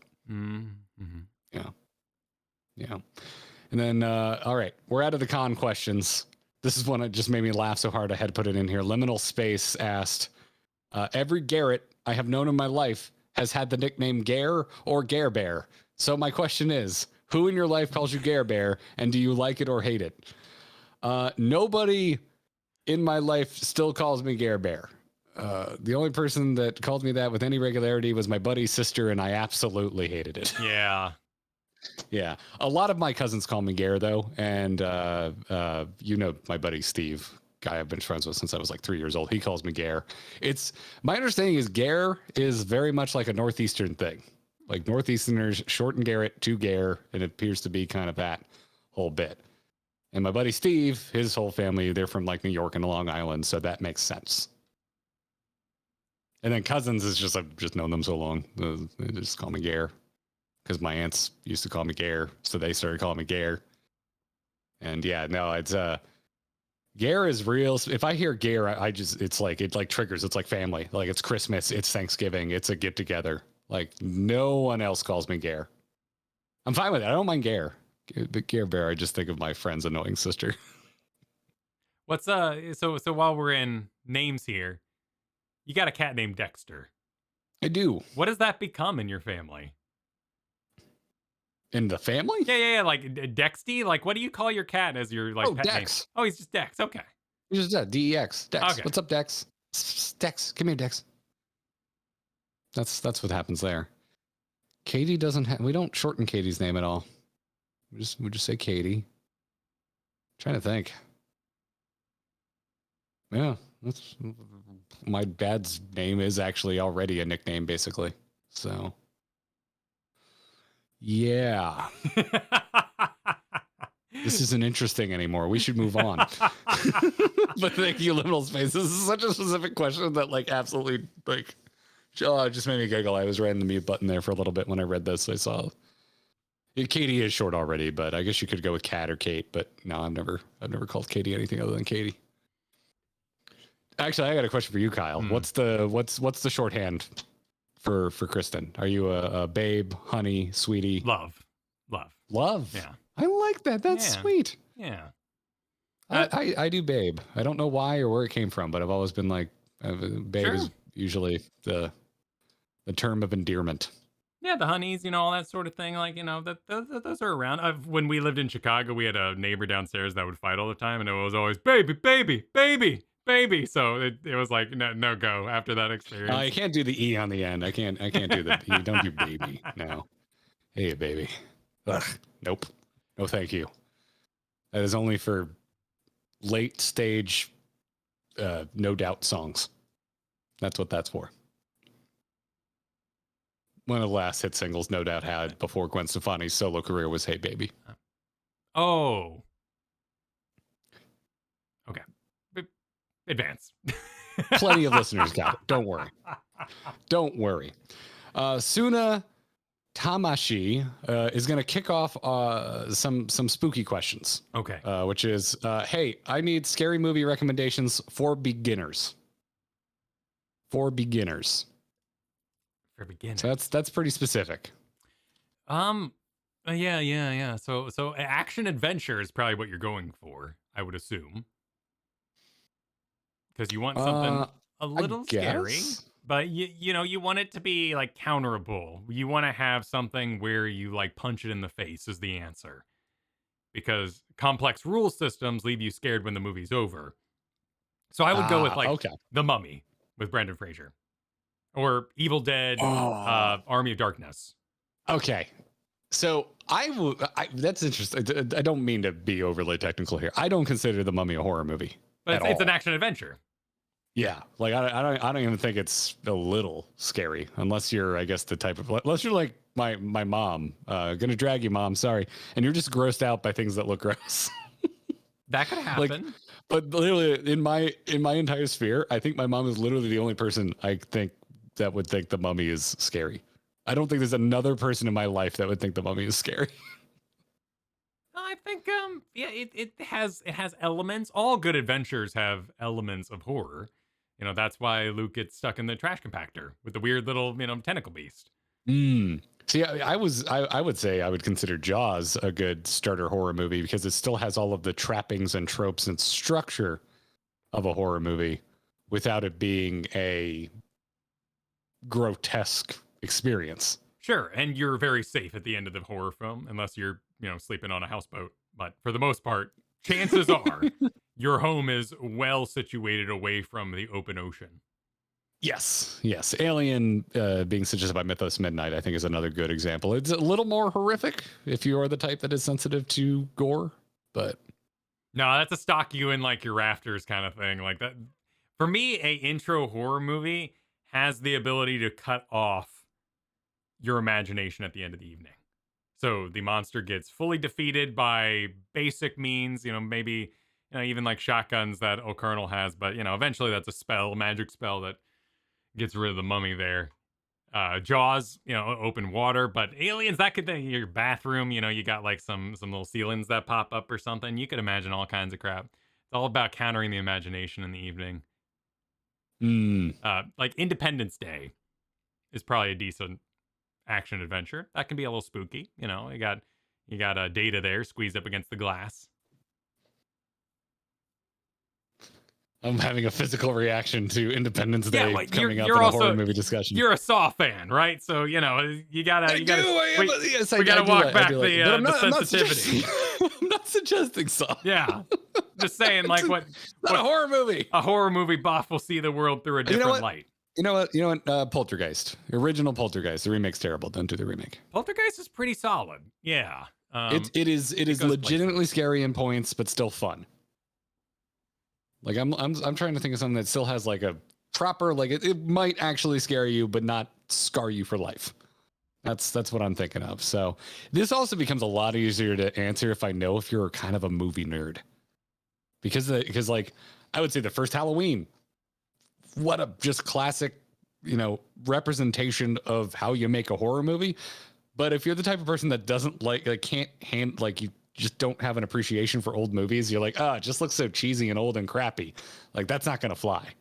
And I respect that. Like, I get that. If you're like, it just looks old and hokey, like, then I wouldn't recommend like an original like Halloween or something.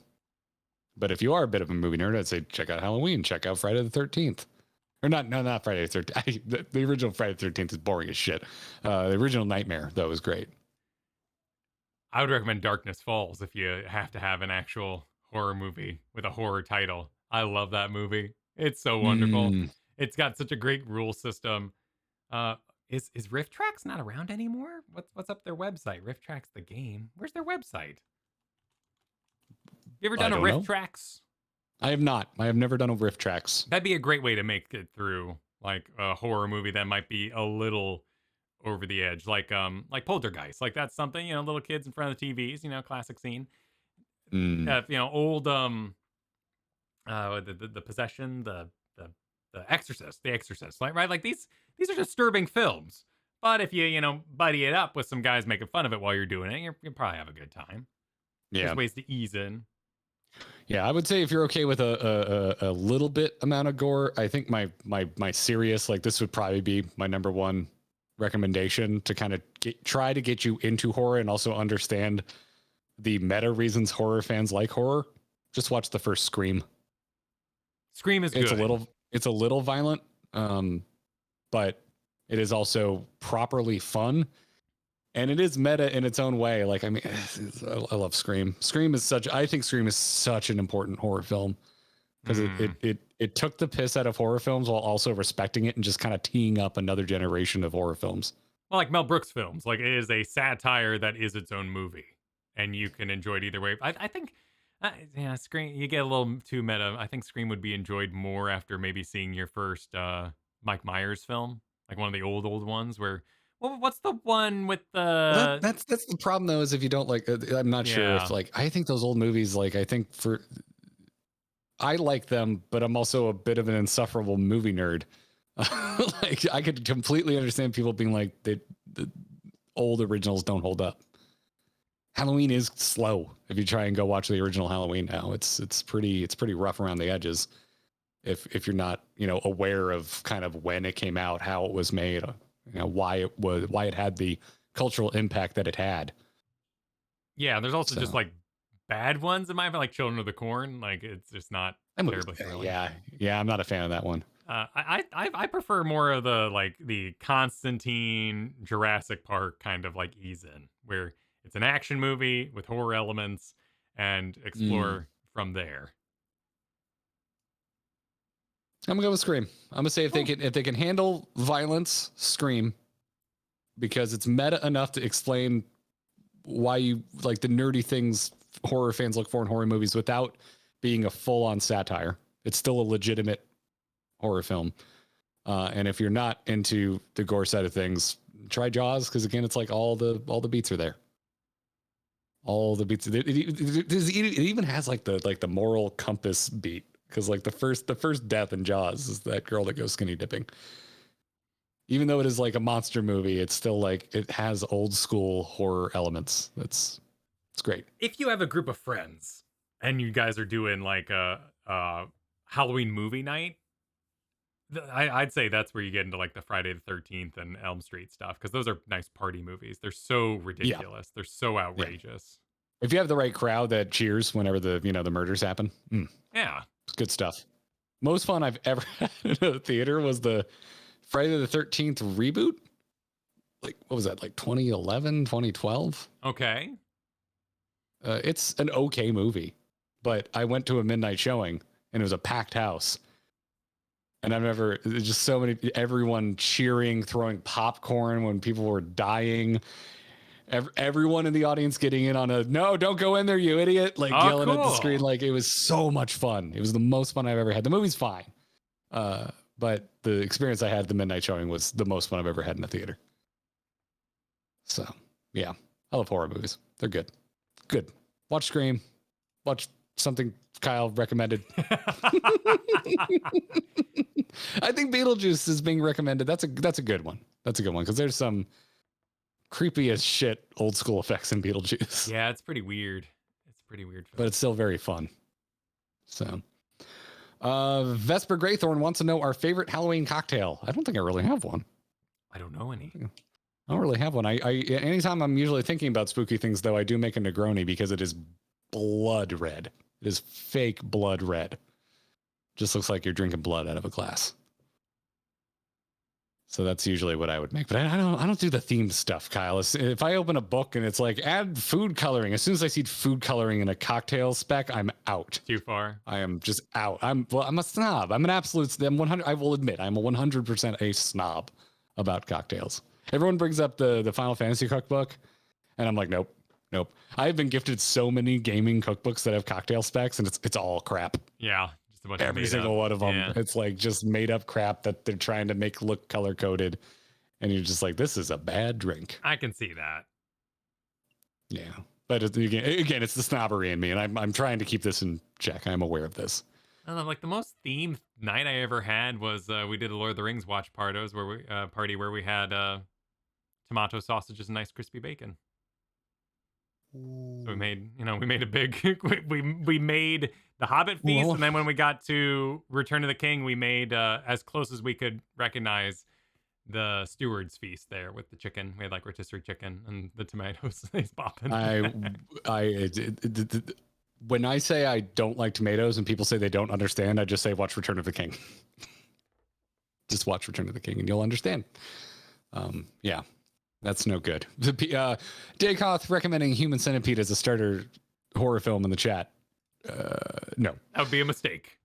Don't listen to him. All right. We're going to end on this, Kyle. Okay. I hope you enjoy this. I think you'll enjoy this. Gabe wrote DM'd us on Patreon, which is something you can do, and not enough folks, I think, take advantage of this. So it's also a good reminder. You can message us directly on Patreon. Gabe said, hey guys, after hearing Garrett's completely valid opinion on how the second It movie is the worst of the two, here is why the second It movie is actually better. It goes back to the dark fantasy roots that made the book a transcendent epic cosmic horror. The first It, I was happy to see they finally made a scary movie. However, I was so bummed that they left out all the epic fantasy stuff out, and even went so far as to make Pennywise the true form of It. They seem to have changed that a little bit at the end of the second film, but until they treat the IP less like a slasher movie and more like Lord of the Rings, I will never get a true It movie about an endless battle between a benevolent space turtle god and a subterranean spider god who feeds on the fear of children. This is a great sadness. That being said, the projector scene in the first movie was a psychedelic 30-second jump scare, and I appreciated the ride. Cheers, Gabe.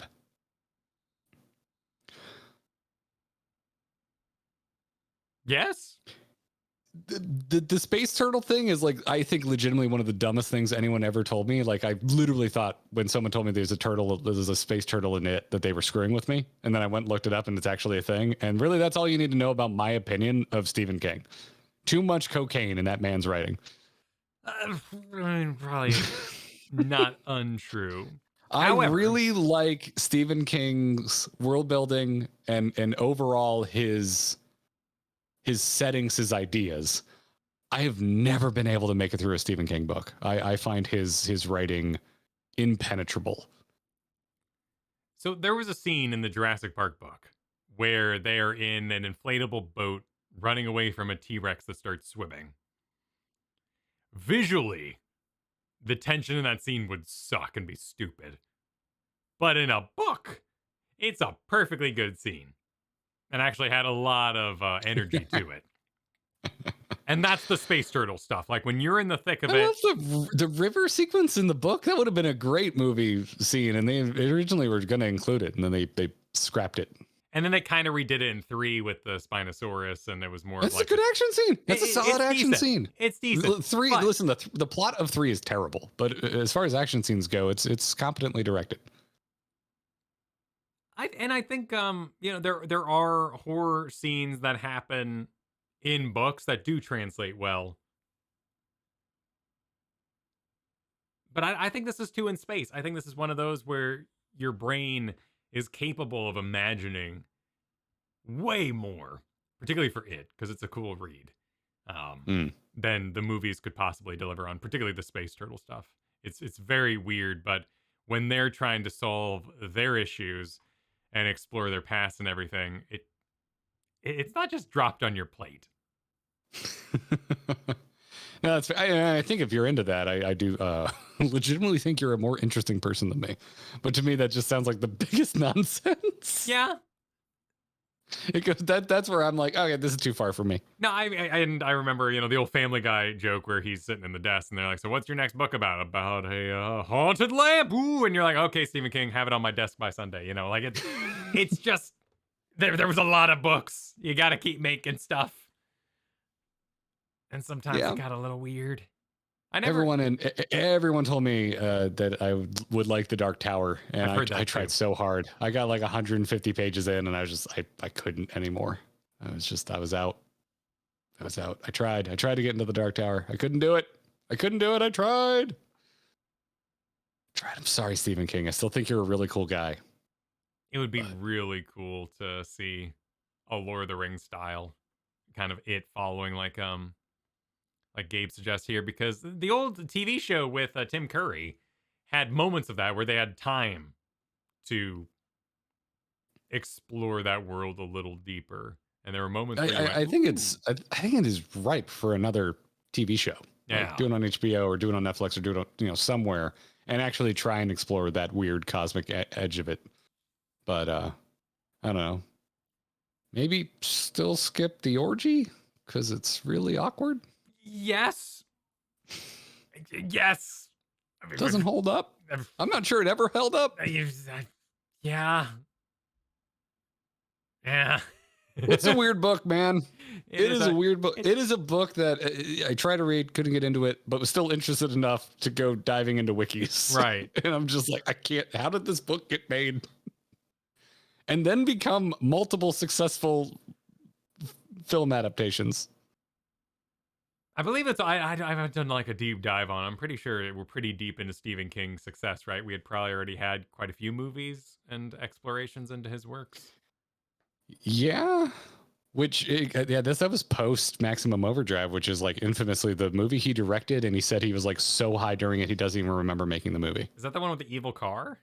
Truck. Yeah. Oh, with the green goblin face on the front. Yeah. Yeah. Huh. Yeah. Yeah. Stephen King's a wild dude, man. Like I'm conflicted with Stephen King. That's a public figure that I have a lot of respect for, but I can't actually digest his like first party content. But I love it when people adapt Stephen King works. It's some of my favorite films are adapted from Stephen King works. Let's see, it's a filmography here. I don't think it doesn't seem to have the TV show listing on Wikipedia, sadly. So I'm not sure when the TV show came out.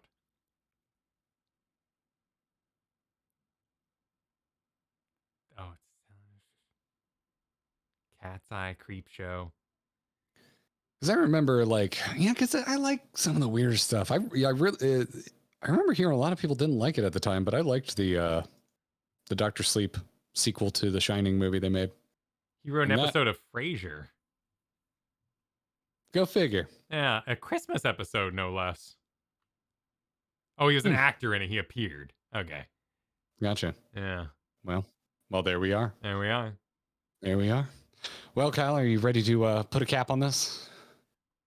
Yes. Are you ready to ride the Cosmic Space Turtle into the end of this podcast? Yes. Allow me to press this button. Wondrous. Well, we want to, of course, thank everybody for listening, and also thank our wonderful patrons for supporting us over on Patreon. You can support everything that Kyle and I make together by going to supportourbromance.com. We've got some new patrons to thank today, starting with Mayor. Thanks, Mayor. Thank you to Jen D. Thank you to Gian Dejao. I hope I did that some justice. Says the guy with the last name is Wiener Schnitzel. Dan H. Thank you for your support. Matthew S. Thanks for signing up. We appreciate it. Comside Jedi. There's a name from the past. Good to see you. Thank you for supporting. Yeah, good to see you. Roman D. Thanks for it. Jessica F. And Maytree. If that is your legal name. And if it isn't, that's okay too. That's an amazing pile of support this week. Really appreciate y'all. Yeah, thanks everybody for heading on over there and deciding we were worth your hard-earned dollar or two. And also, there's a special level of patrons that get thanked each and every episode, and that is our legendary level backers, Sean B., Mike R., Stephen J., Wyra E., Das, Cheesy Bob, and Sean with an EAB. Thank you very much, everybody, for your support. If you want to join those legendary level backers or any level of support, you can do so at supportourbromance.com. Other than that, Kyle and I are here on this YouTube channel a lot, constantly, for all sorts of things. So go to youtube.com/amovetv for our Wednesday uploads and our multiple streams every week, including this podcast, which we record live every Thursday at 2 p.m. Eastern Time. And you can follow Kyle on Twitter at Kyle Ferguson. I'm at Garrett Art, and we have a joint account for all of our content at Garrett and Kyle.